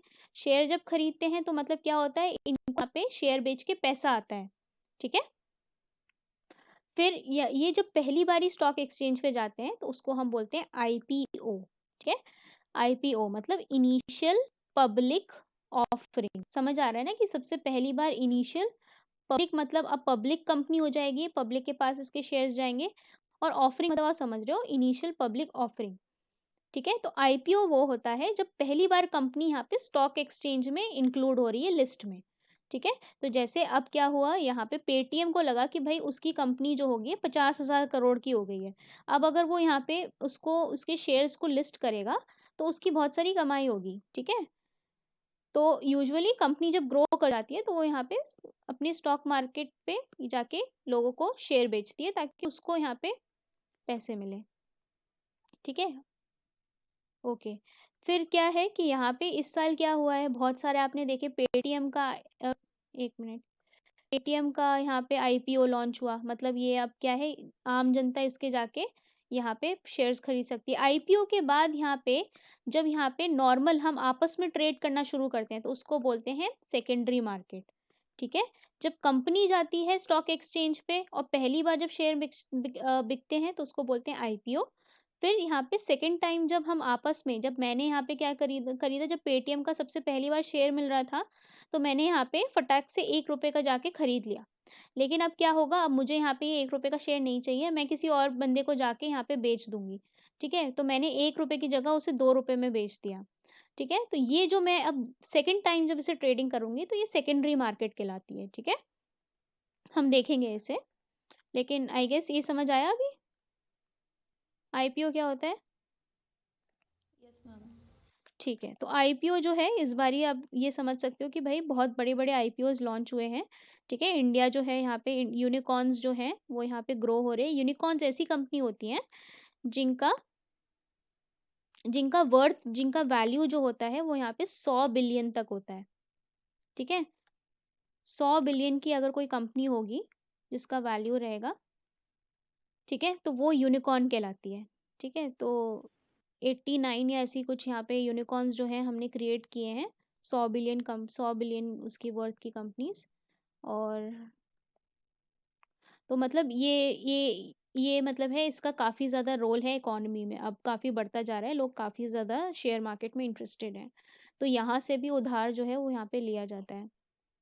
ठीक है, तो यहाँ पे बैंक से एक क्रेडिट लेंडिंग चल रही है, एक यहाँ पे शेयर मार्केट से क्रेडिट वाला चल रहा है। क्रेडिट मतलब लोन। ठीक है, फिर देखो यहाँ पे यहाँ पे ये जो मैं आपको लास्ट में कंपोनेंट बता रही थी कि यहाँ पे जीआईएस वाला जो जो मैपिंग के थ्रू यहाँ पे कर रखा है। तो देखो 2016 में स्टार्टअप्स का कल्चर दिखाया है यहाँ पे कि स्टार्टअप्स देखो यहाँ पे 2016 जब स्टैंड अप इंडिया वगैरह यहाँ पे शुरू नहीं हुआ था, जब उसी टाइम जहाँ 2015 वगैरह में लॉन्च इन लोगों ने किया था, उसके बाद यहाँ पे देखो स्टार्टअप इतने हैं। और अभी 2021 में अगर हम देखेंगे तो स्टार्टअप्स जो हैं आपके इतने ज़्यादा स्प्रेड हो गए हैं। ठीक है, तो बहुत ज़्यादा स्टार्टअप्स जो हैं वो रजिस्टर्ड हैं। प्लस ये यहाँ पे ministry of corporate affairs in सब के साथ एमसीए वाली वेबसाइट पे ये सब रजिस्टर्ड हैं। ठीक है, तो ये स्टार्टअप्स जो हैं प्रॉपर एज अ स्टार्टअप शुरू हुए हैं, काफ़ी ज़्यादा स्टार्टअप्स यहाँ पे रजिस्टर हुए हैं। ठीक है, तो ये है, तो इससे हम यहाँ पे देख सकते हैं कि यहाँ पे काफ़ी ज़्यादा है। ठीक है, अब देखो बैलेंस ऑफ पेमेंट देख लेते हैं। एक्सटर्नल सेक्टर तीसरा पिलर पे आते हैं। एक्सटर्नल सेक्टर में आते हैं तो हमारा बैलेंस ऑफ पेमेंट आता है। बैलेंस ऑफ पेमेंट में 2 अकाउंट्स होते थे, कौन से अकाउंट्स होते थे बताओ। Capital and cash something. Current account और कैपिटल अकाउंट। ठीक है, करंट अकाउंट क्या होता था, करंट अकाउंट में जो हम डेली का लेना देना करते थे, ठीक है, वो करंट अकाउंट में आता था। कैपिटल अकाउंट में क्या होता था, जो हमारा एफडीआई वगैरह आ रहा है वो सब कैपिटल में आता था। ठीक है, तो बैलेंस ऑफ पेमेंट अगर हम अभी देखते हैं तो बैलेंस ऑफ पेमेंट में आपका क्या हो रहा है, देखो जब 2019 है, 2019 है, कोविड नहीं आया है, तब आपका कैपिटल अकाउंट ये रेड वाला है और करंट अकाउंट आपका ये। ठीक है, तो ये आपका क्या दर्शाता है, इंपोर्ट एक्सपोर्ट दर्शाता है, ये आपका इन्वेस्टमेंट वगैरह ये सब दर्शाता है। ठीक है, ओके। अब देखो कैपिटल अकाउंट है, अगर आपको यहाँ पे इंपोर्ट एक्सपोर्ट के लिए पैसा चाहिए, ठीक है, आपको डॉलर चाहिए, तो आपका ये कैपिटल अकाउंट जो है सफिशिएंट होना चाहिए। यहाँ से एफडीआई के थ्रू आपके पास फॉरेन करेंसी आनी चाहिए, ठीक है, तभी आप इस वाले में पेमेंट कर पाओगे। इस एसेट में आप तभी रख सकते हो जब यहाँ से आप पैसा आ रहा होगा। अगर ये दोनों नेगेटिव में चले जाएंगे तो आपके पास फॉरेन एक्सचेंज खत्म हो जाएगा, ठीक है। तो देखो कोविड वाले टाइम पे आपका क्या हो रहा है, कोविड वाले टाइम पे आपका कैपिटल अकाउंट ये काफ़ी बड़ा हुआ है, ठीक है। और अभी अगर हम करंट उसमें देखते हैं तो आपका ये वाला जो है ये आपका करंट अकाउंट है, -9.6 है और प्लस आपका कितना है 40.1, ठीक है। तो हम इन दोनों को जब जोड़ते हैं तो हमें नेट पता चलता है, क्या नेट हमें पता चलता है, बैलेंस ऑफ पेमेंट, ठीक है। अब ये जो है अगर हमें यहाँ पे रोज ट्रांजैक्शन करना है फॉरेन करेंसी में तो हमें यहाँ पे कैपिटल अकाउंट में आपको पैसा चाहिए होगा, आपको इन्वेस्टमेंट चाहिए। इसीलिए यहाँ पे जो गवर्नमेंट है वो इन्वेस्टमेंट पे फोकस करती है कि यहाँ पे हमारे पास फॉरेन करेंसी आए, ठीक है। अगर आप लोग सब भूल गए कैपिटल अकाउंट और करंट अकाउंट तो बहुत मुश्किल हो जाएगी एग्जाम में, फिर कैसे करोगे। वहाँ पे तो वो लोग बहुत ही कंफ्यूजिंग स्टेटमेंट देते हैं। तो बिल्कुल मैं चाहती हूँ कि आप लोग अब अगली बार जब हम इकोनॉमी की क्लास करेंगे 3-4 दिन बाद, तो आप सब यहाँ पे रिवाइज करके आना। चाहे वीडियो सबके अपलोड कर तो देती हूँ मैं, ज़्यादातर के तो कर ही देती हूँ, तो और सबके पास नोट्स भी हैं, ठीक है। और ऐसा कुछ मुश्किल भी नहीं पढ़ाया है मैंने, तो प्लीज़ सब लोग रिवाइज़ करना, वरना सारी मेहनत पे पानी हो जाएगा, आपकी भी मेरी में भी, ठीक है। तो अगर कॉन्सेप्ट्स आपके क्लियर नहीं रहेंगे तो बिल्कुल कुछ समझ नहीं आएगा। इकोनॉमिक सर्वे में तभी मैं आज कह रही थी कि थोड़ा सा रिवाइज़ करके आना, क्योंकि फिर अगर बैलेंस ऑफ पेमेंट नहीं पता होगा तो फिर मैं दोबारा से पेमेंट बताऊँगी तो बहुत समय लगेगा, ठीक है। तो उन उन उन क्लासेस का 1-1 डेढ़-डेढ़ घंटा स्पेंड करने का कोई फ़ायदा नहीं है, सब भूल जाओगे तो कोई फ़ायदा नहीं है, ठीक है। तो प्लीज़ उसको रिवाइज़ करो, उसमें आपका भला है, ठीक है। अब देखो फॉरेन फॉरेक्स रिजर्व्स की बात करते हैं। तो फॉरेक्स जो है हमारा 2019 में 430 बिलियन तक का था, लेकिन अब हमारे पास बहुत ही कंफर्टेबली हमारे पास फॉरेन एक्सचेंज रिजर्व है, ठीक है। तो हमारे पास 200 बिलियन डॉलर जो है वो फॉरेन एक्सचेंज हमारा बढ़ चुका है, ठीक है। अब वो हमारा कहाँ से आ रहा है, कैपिटल अकाउंट से आ रहा है। मतलब यहाँ पे जब एक्सेस हो जाता है तो हम उसमें क्या करते हैं, हमने देखा था बैलेंस ऑफ पेमेंट में जितना भी आपका एक्सेस आता था उसको हम जाके स्टोर कर लेते थे, कहाँ पे, फॉरेन एक्सचेंज रिजर्व में, ठीक है। ओके चलो अब इन्फ्लेशन देखते हैं। ये आपका एक्सटर्नल सेक्टर हो गया। अभी चैप्टर वाइज मैंने नहीं देखा है, ठीक है। चैप्टर वाइज मैं आपको करा भी सकती हूँ, लेकिन मैं चाहती हूँ कि आप लोग एक बार खुद रीड करो और फिर मुझसे डाउट पूछो, ठीक है। तो मैं आपको बहुत ही ओवरऑल आपको इंटरप्रिटेशन बता रही हूँ पूरे इकोनॉमिक सर्वे का, कि भाई क्या यहाँ पे फैक्टर्स हैं, क्या ये ग्राफ्स हैं, ग्राफ से आपको क्या पता चल रहा है। वही एक्सप्लेनेशन इकोनॉमिक सर्वे में भी दे रखा है, लेकिन खुद से पढ़ोगे तो फिर थोड़ा सा और आप मेहनत करोगे तो समझ आएगा, ठीक है। अब देखो यहाँ पे WPI और CPI इन्फ्लेशन की बात करी है, ठीक है। तो ये देखो, ये इसमें देखो ये टॉलरेशन बैंड होता है, कि मतलब अगर यहाँ तक इन्फ्लेशन रहेगा, और ये टॉलरेशन बैंड कितना है हमारा 4% का ±2%, मतलब आपका 2% से 6% तक का इन्फ्लेशन सहनीय होता है, ठीक है। आप टॉलरेट कर सकते हो इतना इन्फ्लेशन। अगर इससे ज़्यादा होता है या इससे कम होता है, अगर इससे कम 1% पे चला गया तो मंदी आ जाएगी, रिसेशन आ जाएगा। और आपका अगर 6% से ऊपर चला गया, ठीक है, तो चीज़ें महंगी हो जाएंगी, ठीक है। तो वो भी गलत होता है। तो 2 से 6% जो है यहाँ पे टारगेट रखना होता है RBI को। अब देखो यहाँ पे WPI इन्फ्लेशन आपका बहुत ज़्यादा बढ़ा हुआ है, 5.6 आपका क्या है, ये CPI है। तो आपका CPI तो बहुत ज़्यादा टॉलरेबल लिमिट में है, टॉलरेबल बैंड में है, लेकिन WPI आपका बढ़ा हुआ है 13.6। बताओ क्यों बढ़ा हुआ है, WPI का मतलब क्या होता है और WPI क्यों बढ़ा, आपको क्यों लगता है कि क्यों बढ़ा होगा WPI।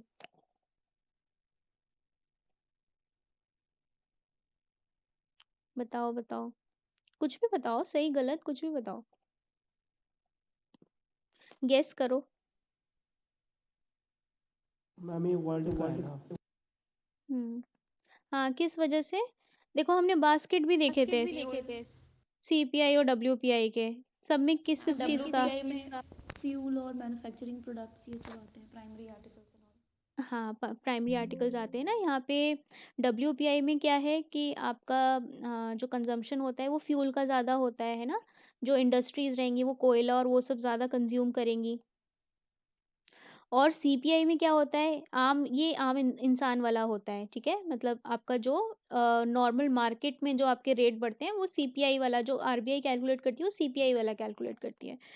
होलसेल प्राइस इंडेक्स होता है जो आपकी महंगाई बढ़ती है, जो इंडस्ट्रीज़ के लिए, मैन्युफैक्चरिंग के लिए महंगाई बढ़ती है, ठीक है।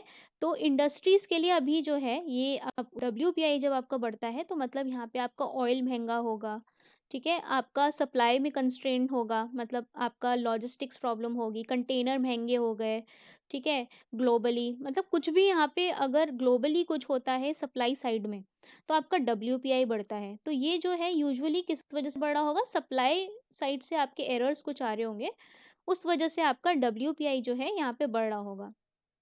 सीपीआई जो है यहाँ पे आपका जैसे फूड फूड का आपका कुछ प्रॉब्लम हो गया, आपकी टमाटर महंगे हो गए, अब जो हम आम जनता कंज्यूम करती है वो सबसे ज़्यादा इसमें फूड का वेटेज होता है सीपीआई में। हमने बास्केट्स देखे थे, आप लोग कुछ रिवाइज नहीं कर रहे हो, ठीक है। तो मुझे तो लगता है आधे लोग तो बिल्कुल ये ऐसे लगा के ऑफ करके माइक करके हैं सो जाते हो। नहीं मैम, मैं ये क्लास इकोनॉमिक्स का मतलब मैं अभी हाँ इस ग्रुप में नई ऐड हुई हूँ। हाँ हाँ। तो अभी मेरा क्लास मतलब बहुत ही कम मेरा क्लास है इकोनॉमिक्स का।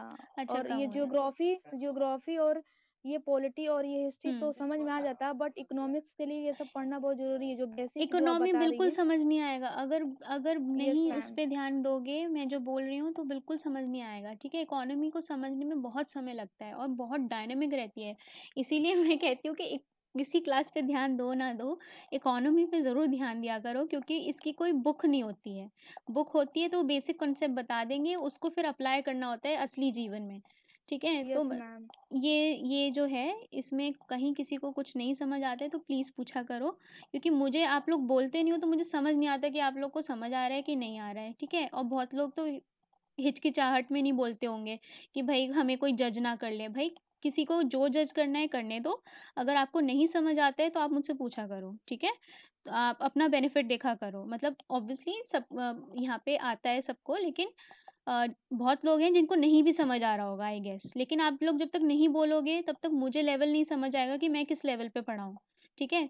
तो मैं ये समझ के चलती हूँ कि मैंने समझा दिया है तो आई गेस सबको पता होगा कि सीपीआई और डब्ल्यूपीआई में क्या डिफरेंस रहता है, ठीक है। चलो। मैम मुझे हम्म सीपीआई और डब्ल्यूपीआई में मुझे मालूम नहीं था, बट आपने समझाया तो मुझे अच्छे से समझ में आया। हाँ, तो बाकी सबको भी आई गेस समझ आना चाहिए, और नहीं समझ आया तो प्लीज़ थोड़ा सा पार्टिसिपेट करा करो, यस ठीक है। मैम, जब आपका स्टार्टिंग का क्लास हो रहा था ना, तब मेरे को भी नहीं समझता था बहुत सारी चीजें, पर जब धीरे धीरे आगे गए, जीडीपी वीडीपी इन्फ्लेशन जैसे जैसे आगे गए, तो सब एक दूसरे से कनेक्टेड ही है। सब कनेक्टेड है, अगर सुनोगे तो सब बिल्कुल समझ आ जाएगा, और ये यस थोड़ा सा मैम। डायनेमिक रहता है ना, इसीलिए यस समझना मैम, मुश्किल हम होता है। ये वाला जो इकोनॉमिक्स का जो क्लास हमको भी हार्ड लगता है, बट हम सोचते हैं ना हार्ड लग रहा है तो क्या, और मतलब पढ़ेंगे ना ऐसे 2-3 दिन ऐसा हो जाएगा ना, तो वो मतलब हार्ड चीज को ज्यादा हम वो प्रेफर करते कुछ हैं कि हार्ड नहीं अच्छे से है, करेंगे कुछ तो हार्ड नहीं है, हो बिल्कुल जाएगा। समझने पे अपनी अपनी इस पे दिमाग पे भरोसा रखो और बस कंसंट्रेशन के साथ पढ़ो। आई गेस जो भी कंसंट्रेशन से पढ़ेगा उसे समझ आएगा। इतना मैं बहुत ही धीरे धीरे पढ़ाती या हूँ, मैम या यस मैम। ठीक है। चलो अब डब्ल्यू यहाँ पे देखो, ये सत्यम ने ही आर्टिकल पूछा था कि भाई यहाँ पे जो है डाइवर्जेंस देखा जा रहा है कि एक ये यहाँ पे जो है कम हो रहा है और यहाँ पे जो है आपका ज़्यादा हो रहा है डब्ल्यूपीआई में। तो डब्ल्यूपीआई का आपका अगर ज़्यादा आपका बढ़ रहा है तो इसका मतलब कि ग्लोबली अभी जो है हमारे फ्यूल प्राइसेस जो हैं 70 से 75 बैरल यूएसडी पर ये आए हैं, इसीलिए इस वजह से यहाँ पे बढ़ा है। और ये हो सकता है अगर क्या होता है कि अभी अभी रशिया जो है यूक्रेन पे अटैक कर दे तो इसके तुरंत जो है आपका ऑयल सप्लाई जो है यहाँ पे इफ़ेक्ट हो जाएगी, ठीक है। हो सकता है अब हो सकता है कि यहाँ पे ऑयल के दाम जो है यहाँ पे 100 बैरल तक पहुँच 100 ये डॉलर पर बैरल तक पहुँच जाए। तो उससे क्या होगा, डब्ल्यूपीआई जो है वो तो बढ़ेगा ही, सीपीआई भी बढ़ेगा, डब्ल्यूपीआई पे ज़्यादा असर पड़ेगा क्योंकि वो फ्यूल पे ज़्यादा बेस्ड है। अगर उसका हम पूरा बास्केट देखेंगे ना कि उसके अंदर क्या-क्या काउंट होता है, उसके अंदर फ्यूल ज़्यादा काउंट होता है, तो फ्यूल का असर इस पे ज़्यादा पड़ेगा और ये एकदम से हाइक करेगा। डाइवर्जेंस इसमें दोनों में बढ़ेगा। ठीक है, अब देखो यहाँ पे ये जो रिटेल प्राइसेस ऑफ टोमेटो और अनियन है, ये इकोनॉमिक सर्वे में समझाया गया है कि इन्फ्लेशन जो है अभी हम सी ये इनका किस में काउंट होगा, इनका सीपीआई में काउंट होगा। ज़्यादातर असर जो है सीपीआई में देखा जाएगा, कंज्यूमर क्योंकि इसे कंज्यूम करता है, कंज्यूमर प्राइस इंडेक्स में इसको होगा। ठीक है, अब देखो टमाटर और अनियन ये सबसे वॉलेटाइल रहते हैं, तो यहाँ पे इकोनॉमिक सर्वे ने कोशिश की है कि हम इसको एनालाइज कर पाएँ कि इसका क्या कारण रहता है। हालांकि ये सब एक्सप्लेन सीरीज़ और इंडियन एक्सप्रेस में दे रखा होगा, लेकिन ये पूरा कंसोलिडेटेड वे में अगर आपने इकोनॉमिक सर्वे पढ़ ली तो आपने पूरा 1 साल का अपने पूरा एडिटोरियल्स ये सब आपका बहुत हेल्प हो जाती है। ठीक है, तो ये देखते हैं कि ये इसमें जो है इन्होंने रीज़न बताए हैं। ये देखो, जब यहाँ पे टमाटर के दाम बढ़े हैं, आपके टोमेटो के बढ़े हैं, तभी आपके आप देख सकते हो सिमेट्री में ही चल रहे हैं, ऑलमोस्ट पीक जो है यहाँ पे बढ़ रही है दोनों के साथ में ही। ठीक है, ये सारी पीक्स जो हैं अनियन और टोमेटो में साथ बढ़ रही है। देखो अब यहाँ पे 2 रीज़न टोमेटोज़ में बताए गए हैं इकोनॉमिक सर्वे में कि देखो, एक तो सीज़नैलिटी होती है कि सीज़न के हिसाब से डिमांड और सप्लाई ये यहाँ पे चेंज होती रहती है। ठीक है, सप्लाई चेंज होती है सीज़नैलिटी के हिसाब से। अब देखो, जब जनवरी, फरवरी, मार्च, अप्रैल, मई और जून, इस वाले समय पे आपका क्या हो रहा है, इस वाले समय पे दाम जो है वो गिरे हुए हैं। ठीक है, दाम गिरे हुए क्यों हैं, क्योंकि आपकी सप्लाई खेती इसकी खूब सारी हुई होगी। ठीक है, तो the seasonal components tend to put upward pressure on the price of tomato during July to November every year. ठीक है, तो जुलाई में अगर हम बात करते हैं, ये जो आप महीना देख रहे हो ना जुलाई में, इसमें सबसे ज़्यादा दाम होंगे टोमेटो के, क्योंकि यहाँ पे क्या होगी, यहाँ पे सीज़न की वजह से टमाटर की उपलब्धि यहाँ पे कम होगी। बहुत सीधा सा लॉजिक है, डिमांड एंड सप्लाई, सप्लाई ज़्यादा तो रेट कम, सप्लाई कम तो रेट ज़्यादा। ठीक है, तो जून जुलाई के महीने में टमाटर जो है इनका रेट सबसे ज़्यादा होगा, ये इकोनॉमिक सर्वे यहाँ पे कह रहा है। ठीक है, तो रिलेटिवली प्रेशर अगर हम देखें तो जुलाई से नवंबर तक ये वाला पूरा जो मार्जिन है, इस मार्जिन में आपका सीजनल चेंजेस की वजह से यहाँ पे आपका रेट का डिफरेंस आएगा। ठीक है, तो इन्होंने बोला भी है कि अगर यहाँ पे कोई भी इरेगुलर शॉक नहीं हुआ, इरेगुलर शॉक की मतलब यहाँ पे कुछ फसल आपकी ख़राब हो गई, कुछ कीड़े लग गए, लोकस्ट आ गए, उनको अगर हम निकाल दें, अगर सीज़न के हिसाब से यहाँ पे चेंज हो रहा है, तो यहाँ पे जुलाई से नवंबर तक यहाँ पे सबसे ज़्यादा चेंज देखा जाएगा। यूजुअली अराउंड 15 रुपये इनका कॉस्ट जो है बढ़ जाता है। ठीक है, तो एक तो ये सीजनैलिटी बताई है, दूसरा एक इन्होंने बताया है कि भाई यहाँ पे इरेगुलर कंपोनेंट आते रहते हैं। तो ये जो कंपोनेंट है, ये और ये वाला, ठीक है, तो ये वाले जो कंपोनेंट है, ये इन्होंने बोला है कि ये तो सीजनल है, ये जो है सीज़न का असर दिखा रहे हैं। बाकी बीच में जो आप देख रहे हो, ये यहाँ पे इर्रेगुलर कंपोनेंट्स जो हैं वो यहाँ पे आ रहे हैं। ठीक है, इर्रेगुलर कंपोनेंट्स किस तरीके से हुए, जैसे कि अभी मैंने बताया लोकस्ट आ गया। ठीक है, इसने आके फसल पे अटैक कर दिया। दूसरा ये हुआ कि भाई आपका एल नीनो आ गया, ड्रॉट हो गया। ठीक है, अच्छा अभी जो है आपका जो है ये इस साल, चलो अभी मैं आगे बताती हूँ आपको लानीना वाला। तो इसकी वजह से क्या होगा, एल नीनो की वजह से यहाँ पे क्या होगा, सूखा पड़ेगा, उसकी वजह से फसल खराब होगी। तो ये आपके शॉक्स की वजह से यहाँ पे टोमेटो की प्राइस जो है इरेगुलर इंटरवल पे यहाँ पे खराब होगी, राइज इनमें देखा जाएगा। ठीक है, अब देखो इन्होंने कुछ शॉक्स यहाँ पे डिस्कस किए हैं। जैसे 2016 के जून में इन्होंने क्या किया था कि रबी क्रॉप जो है, जो टोमेटो होता है वो रबी क्रॉप रहता है, ये सीवियर ड्रॉट की वजह से यहाँ पे सर्दन स्टेट में खराब हो गया। तो उसकी वजह से क्या हुई, सप्लाई कम हो गई, यहाँ पे इसका रेट बढ़ गया। फिर 2017 में भी जुलाई से अगस्त के बीच में एक तो सीजनल पैदावार कम है टमाटर की, ऊपर से यहाँ पे शॉक भी आ गया। यहाँ पे मध्य प्रदेश में बारिश पड़ गई, राजस्थान में क्या हुआ, आपकी फसल खराब हो गई, ट्रांसपोर्टेशन की वजह से यहाँ पे जो है ज़्यादा समय लग रहा था और यहाँ पे क्या हुआ, जो भी स्टोर्ड टमाटर था वो भी खराब हो गया। तो ये जो है इर्रेगुलर शॉक में आएगा, ठीक है? तो ये पिछले 5 साल की इन्होंने बातें की हैं कि भई अगर कोई ऐसी कंटिंजेंट सिचुएशन आ जाती है कि फसल खराब हो जाती है, तो वहाँ वो भी केस रहता है कि आपके जो टमाटर के दाम हैं वो बढ़ जाते हैं। सेम यहाँ पे केस लिया गया है अनियन का। अनियन में देखो यहाँ पे इस वाले सीज़न में सबसे ज़्यादा हाईएस्ट रेट रहेंगे, मतलब अभी जो दिसंबर वाला टाइम था, इसमें जो अनियन के प्राइसेज़ हैं वो सबसे ज़्यादा देखे जाएँगे, ठीक है? सबसे कम जो हैं ये आपकी गर्मी वाले साइड में देखे जा रहे हैं, वो भी फ़ेब में अभी सबसे कम हो जाएँगे और अगस्त में सबसे कम है, ठीक है? तो ये जो है ये भी रबी क्रॉप है। हुँ, तो रबी क्रॉप में आपका यही है ये, और इसमें इसमें भी कुछ इर्रेगुलर पैटर्न्स देखे जाएँगे, है ना? कि आपका कुछ भी प्राइस शॉक आ गया, साइक्लोन आ गया, ठीक है? जैसे कि 2018 में हुआ जनवरी में कि साइक्लोन आ गया महाराष्ट्र में, ठीक है? लो प्रेशर्स फॉर्म हो गए वहाँ पे अरेबियन सी में, तो साइक्लोन आ गया। तो आपकी फसल जो होगी, बहुत सारा शोलापुर आपका महाराष्ट्र में बहुत सारा कांदा उगता है ना? कांदा आपका सत्यम को पता होगा, कांदा बोलते हैं वहाँ पे। और ठीक है, तो प्याज़ जो है वो आपका ख़राब हो जाएगा। फिर उसी तरीके से कोई भी मतलब यही आपका मोस्टली आपका साइक्लोन वाइक्लोन की वजह से यहाँ पे पूरा अनियन बेल्ट जो है रेनफॉल की वजह से ख़राब हो जाती है। ठीक है, तो ये आपका जो है बारिश पे बहुत डिपेंडेंट है ये, ज़्यादा बारिश हो जाती है तो ख़राब हो जाती है। अभी भी आपका क्या हो रहा है, इतनी ज़्यादा बारिश हो रही है। अच्छा, अभी जो बारिश हो रही है मुझे बताओ उसके यहाँ पे अगर अगर सब लोग न्यूज़पेपर पढ़ते हैं तो 2-3 दिन पहले यहाँ पे आर्टिकल आया था कि इतनी ज़्यादा बारिश और फॉगी क्यों हो रहा है। अगर सबने न्यूज़पेपर पढ़ा है तो बताओ ज़रा क्यों यहाँ पे ज़्यादा एक्स्ट्रा बारिश हो रही है?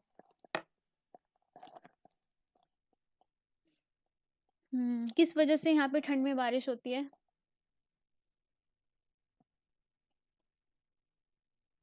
अरे! ठंड में मैम बारिश क्यों होती है? मैम मेडिटेरियन क्लाइमेट या टेम्परेट जोन के हुँ। कारण हो सकता है मैम, हाँ, शायद। Very very very near, very near, very good. Western disturbances सुने हैं सबने? यूपीएससी वालों को यस वेस्टर्न मैम। डिस्टर्बेंसेस कैसे नहीं पता होने चाहिए।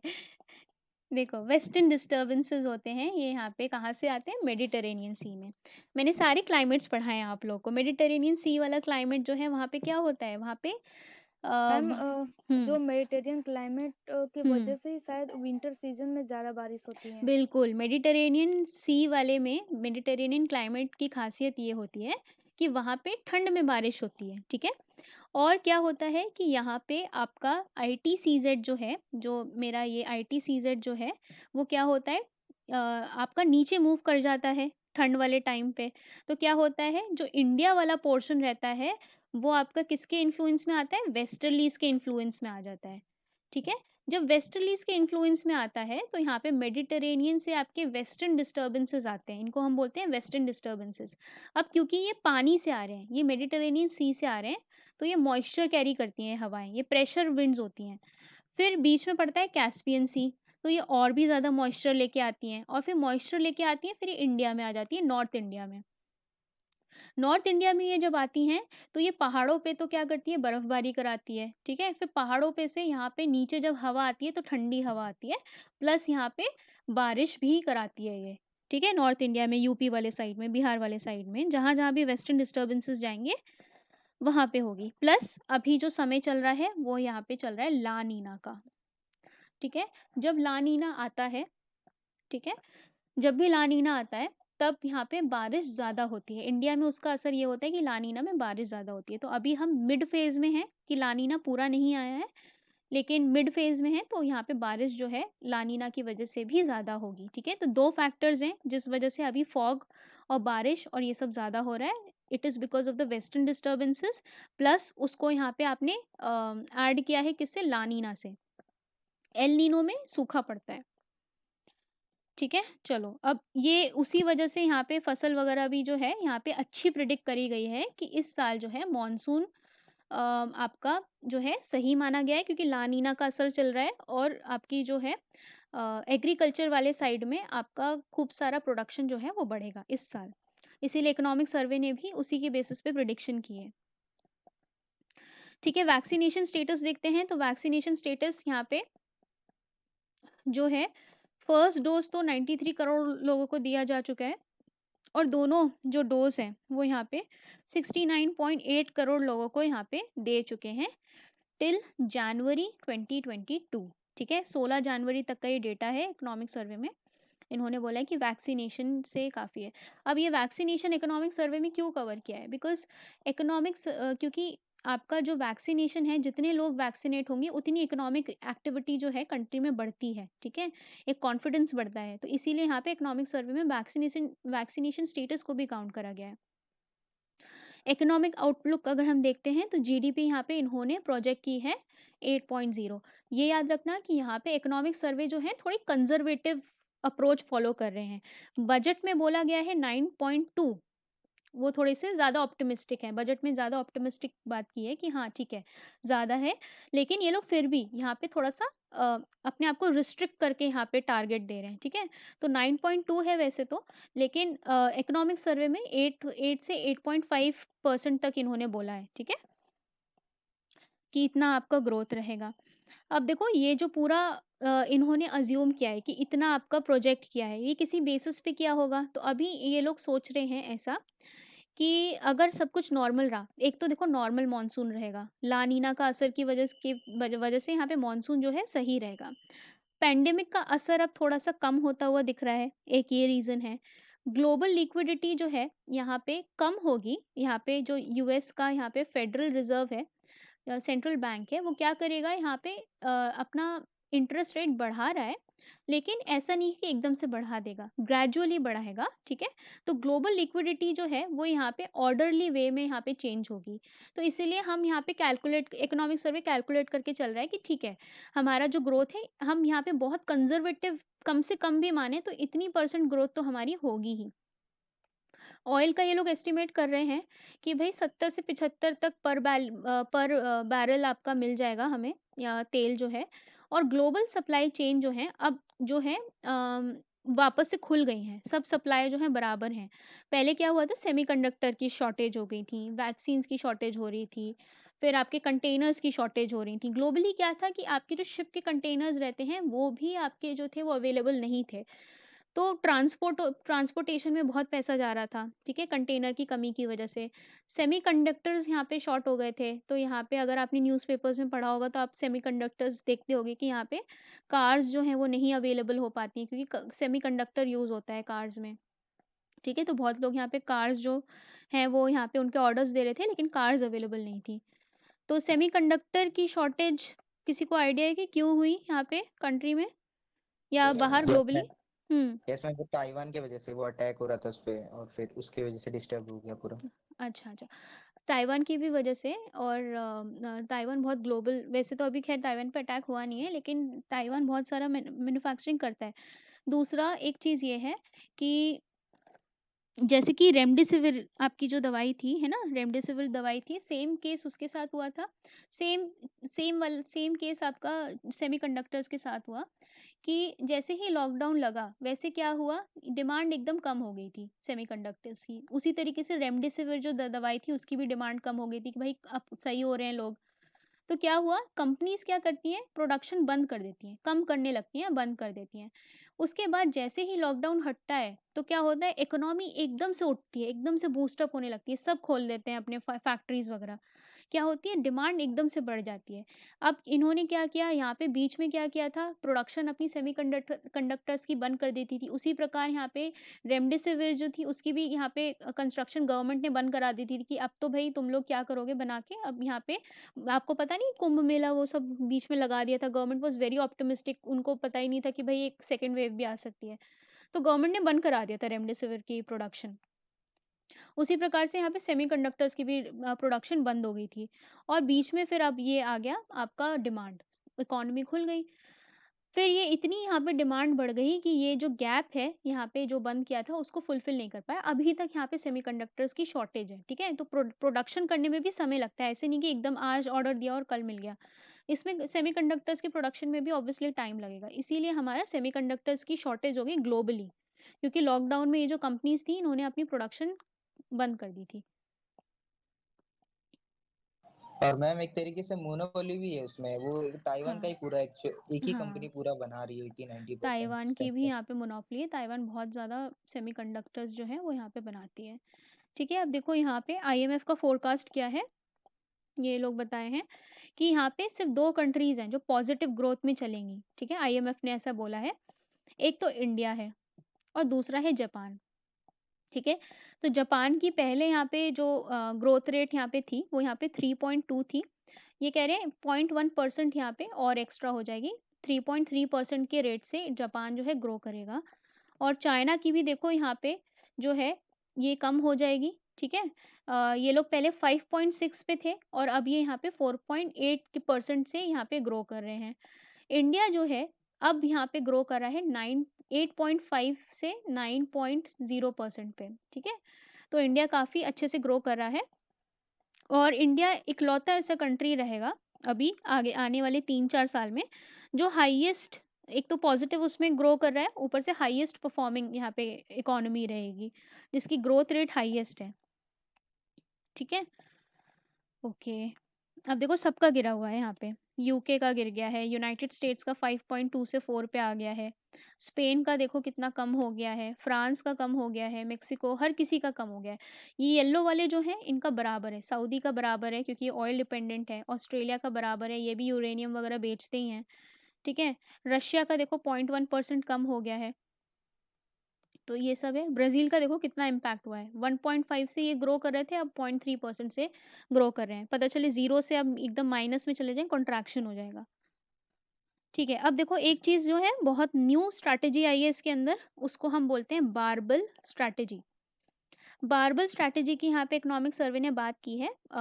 यहाँ पे ये this is more of a economics term. यहाँ पे इकोनॉमिक्स जो पढ़ते हैं वो मतलब वो लोग यूज़ करते हैं इस टर्म को। एक तो यहाँ पे बारबल स्ट्रैटेजी और एक यहाँ पे अजाइल फ्रेमवर्क। ठीक है, तो ये 2 नए शब्द यहाँ पे इकोनॉमिक सर्वे में इंट्रोड्यूस करे गए हैं जो कि ये बहुत पहले से यूज़ हो रहे थे लेकिन इनको एक नाम दे दिया गया है। ठीक है, देखो बारबल स्ट्रैटेजी क्या होती है।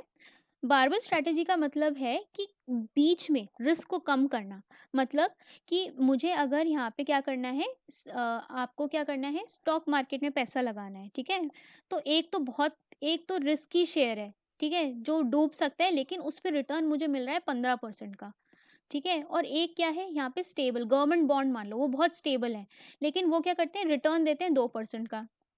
ठीक है, तो अब ये 15% के रिस्क को मैनेज करने के लिए मैं क्या करूँगी, और जगह पे यहाँ पे इसको बैलेंस करूँगी इसके रिस्क को। इस स्ट्रैटेजी को क्या बोलते हैं, बारबल स्ट्रैटेजी बोलते हैं। ठीक है, समझ आया सबको बारबल स्ट्रैटेजी क्या होती है? ये इकोनॉमिक टर्म है।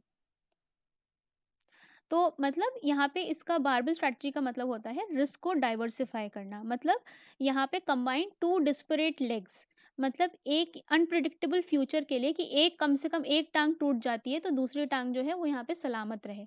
ठीक है, तो रिस्क को यहाँ पे बैलेंस करने के लिए, न्यूट्रल मेंटेन करने के लिए उसको बोलते हैं बारबल स्ट्रैटेजी। तो ये जो है इकोनॉमिक सर्वे में दिया गया है कि यहाँ पे इंडिया ने, गवर्नमेंट ने ये अभी कोविड टाइम से यहाँ पे इन लोगों ने बारबल स्ट्रैटेजी जो है वो अडॉप्ट की है और आगे भी जो है इन्होंने अडॉप्ट करते रहेंगे।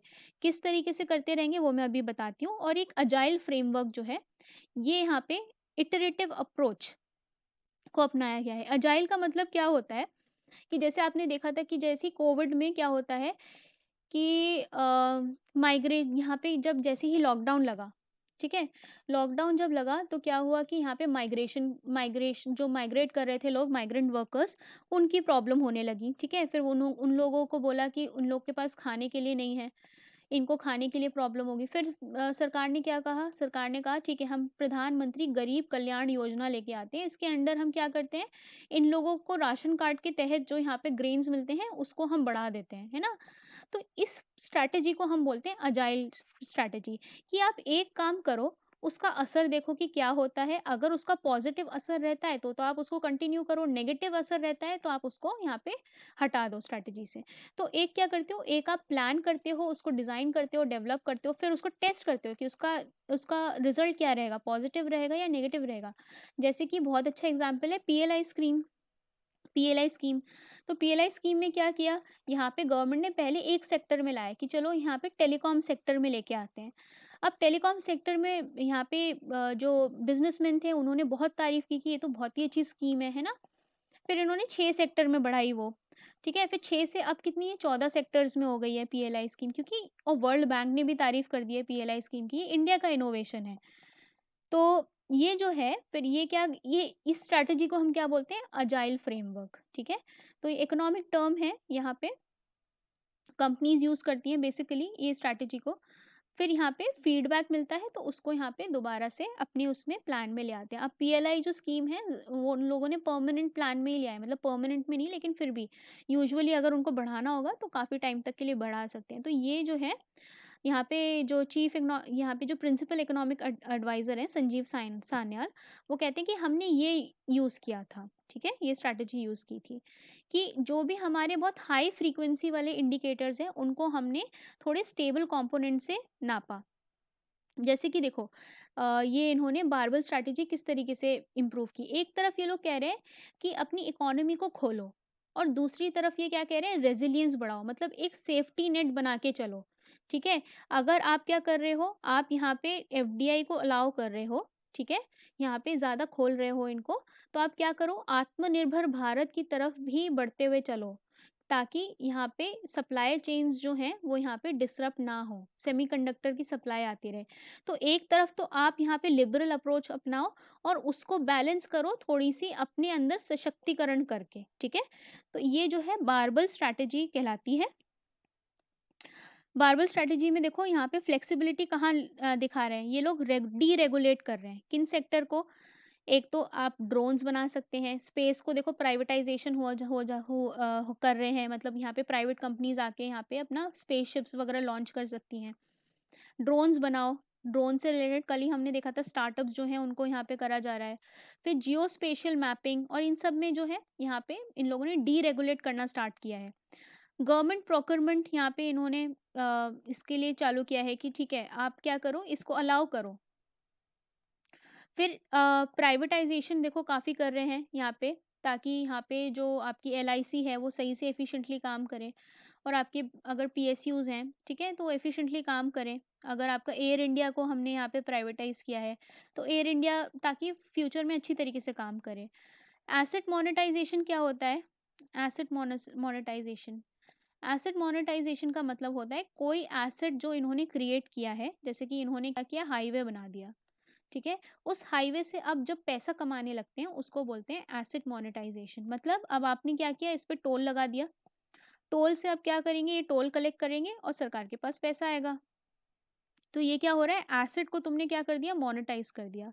दिस इज एसेट मोनेटाइजेशन, ठीक है? तो यहाँ पे जो है फ्लेक्सिबिलिटी और इनोवेशन दिखाया जा रहा है। यहाँ आपने रेट्रोस्पेक्टिव टैक्स हटा दिया। रेट्रोस्पेक्टिव टैक्स की मतलब आपने डेट से पहले का टैक्स लगा दिया, मतलब आपने 2015 में बोला कि आप 2011 से टैक्स दो, तो इसको क्या बोलते हैं, और इसके लिए कानून ला दिया, इसको हम बोलते हैं रेट्रोस्पेक्टिव टैक्स, जो पहले से लगा रहे हो। फिर लेबर कोड्स, लेबर रिफॉर्म्स कर दिया आपने, 4 कोड्स आए ना लेबर कोड्स, तो वो आपने किए हैं। इसके साथ इन्होंने रेजिलियंस बढ़ाए हैं कि भाई अगर आप मार्केट खोल रहे हो तो फॉरेन एक्सचेंज रिजर्व बढ़ाओ, ठीक है? रिन्यूएबल एनर्जी में यहाँ पे इन्वेस्ट करो ताकि आपका ऑयल का बिल कम हो, ठीक है? फिर आप चिप्स बनाने के लिए यहाँ पे अपनी डोमेस्टिक लोगों को यहाँ पे एम्पावर करो, ताकि आपको क्या हो कि आप यहाँ से जो इंस्टेबिलिटी रहती है उसको यहाँ पे आप मैनेज कर पाओ। प्रोडक्शन लिंक इंसेंटिव्स यहाँ पे प्रोवाइड की हैं ताकि डोमेस्टिक आपकी चीज़ें बूस्टअप हो पाएँ, बाहर वाले इम्पोर्ट्स पे आपको डिपेंडेंट ना हो, ठीक है? ये strategy, balancing strategy is known as barbell strategy, ठीक है? अजाइल इंडिकेटर्स आपके कौन से हैं जो आप तुरंत से यहाँ पे करते हो? अच्छा, देखो इसमें अजाइल इंडिकेटर्स में इन्होंने बताए हैं कि एक तो इंडस्ट्री वाले साइड में 2 मेजरमेंट्स हम यूज़ करते हैं। एक तो industrial index of industrial production और एक पीएमआई, 2 इंडिकेटर्स रहते हैं यहाँ पे, ठीक है? जिससे हम क्या करते हैं, मैन्युफैक्चरिंग को यहाँ पे तोलते हैं। तो पीएमआई और आईआईपी क्या होते हैं, कोई आइडिया? PMI क्या होता है? परचेजर्स मैन्युफैक्चरिंग इंडेक्स और IIP। कोई आइडिया किसी को?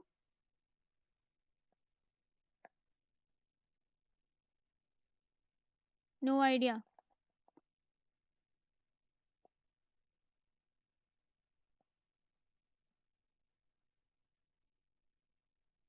कोई आइडिया नहीं है किसी को? न्यूज़पेपर पढ़ रहे हो आप लोग, नहीं पढ़ रहे हो?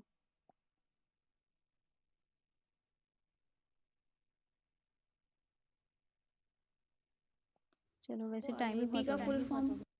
IIP index of industrial production. ठीक है, तो देखो IIP जो है यहाँ पे जो हमारा प्राइमरी सेक्टर रहता है ना, प्राइमरी सेक्टर जो रहता है जिसमें raw material steel, electricity, refinery products, ये सब का मेजरमेंट जो है हमारे 8 कोर इंडस्ट्रीज जो होती हैं उनका मेजरमेंट हमारा IIP में आता है। ठीक है, PMI में क्या होता है, ये हमारी सरकार निकालती है ये वाला इंडेक्स, और ये हमारी कौन निकालती है? प्राइवेट सेक्टर निकालता है। एक यहाँ पे कंपनी होती है उसको बोलते हैं IHS मार्केट, MARKIT मार्केट। ठीक है, तो ये कंपनी जो होती है ये प्राइवेट होती है और ये यहाँ पे परचेजेस मैन्युफैक्चरिंग इंडेक्स निकालती है। इसके अंदर कुछ कुल यहाँ पे 500 कंपनीज होती हैं जिनका जिनका यहाँ पे ये मैन्युफैक्चरिंग को कैलकुलेट करती हैं। मैन्युफैक्चरिंग भी होती हैं और सर्विसेज वाली भी होती हैं इसमें। तो लेकिन ये थोड़ा सा ब्रॉड नहीं होता है, ये इंडेक्स जो होता है ये थोड़ा सा ब्रॉडर होता है। मतलब ये पूरी इकोनॉमी में जितने यहाँ पे कोर कंपोनेंट्स हैं उन सबको यहाँ पे कैलकुलेट करता है। इसमें सिर्फ 500 कंपनी आती हैं, थोड़ा सा नैरो होता है ये। यहाँ पे देखो ये सब गिर गए थे, यहाँ पे फर्स्ट लॉकडाउन में भी गिरा था ये, सेकेंड वेव में भी गिरा था, फर्स्ट लॉकडाउन में ये गिरा था, फिर यहाँ पे सेकेंड वेव में भी गिरा था। ठीक है, तो 2 तरीके से यहाँ पे इंडस्ट्रियल आउटपुट आप यहाँ पे निकालते हो, PMI और ये PMI देखो न्यूज़पेपर में जब भी आएगा तो इसका ओवरऑल कंपोनेंट होता है 100 यूनिट, जो होती है 100 होती है। अगर यहाँ पे ये 50 से ऊपर जाता है तो मतलब आपकी जो इकोनॉमी है वो यहाँ पे एक्सपैंड कर रही है। ठीक है, अगर 51 होगा तो दैट्स अ गुड इंडिकेटर, लेकिन अगर 49 होगा तो दैट्स अ बैड इंडिकेटर, आपकी इकोनॉमी कॉन्ट्रैक्ट कर रही है। ठीक है, तो 50 का यहाँ पे मान के चलना कि अगर 50 से ऊपर जाता है तो यहाँ पे आपकी इकोनॉमी के लिए अच्छा है PMI। ठीक है, डायरेक्ट न्यूज़पेपर्स में ये टर्म्स देंगे और उसका नंबर दे देंगे। ठीक है, ओके। ठीक है, यहाँ पे देखो ये प्रधानमंत्री आवास योजना में इन लोगों ने बहुत सारे घर बनाए, इसकी इन लोगों ने फ़ोटो वोटो डाल दी है। फिर देखो यहाँ पे अगरतला में इन्होंने दिखाया है, मतलब ये इकोनॉमिक सर्वे में नहीं है, ये यहाँ पे जो संजीव सन्याल जब यहाँ पे प्रेजेंटेशन दे रहे थे उन्होंने यहाँ पे बताया कि देखो यहाँ पे अगरतला में यहाँ पे कितने ज़्यादा आपके हाउसेस जो हैं बेनिफिट हुए हैं, जो हमने इतने इसमें बनाए हैं PMAY में। फिर देखो यहाँ पे जो वो था आपका जल जीवन मिशन। जल जीवन मिशन में इन लोगों ने टैप वाटर कनेक्शन बहुत सारी एरियाज़ में दिया है। देखो पहले यहाँ पे क्या है, ऑरेंज एरियाज़ हो रखे हैं, ठीक है? अब यहाँ पे क्या है, रिलेटिवली ब्लू हो गए हैं, मतलब यहाँ पे 10 से 25% वाले मार्जिन्स में आ गए हैं।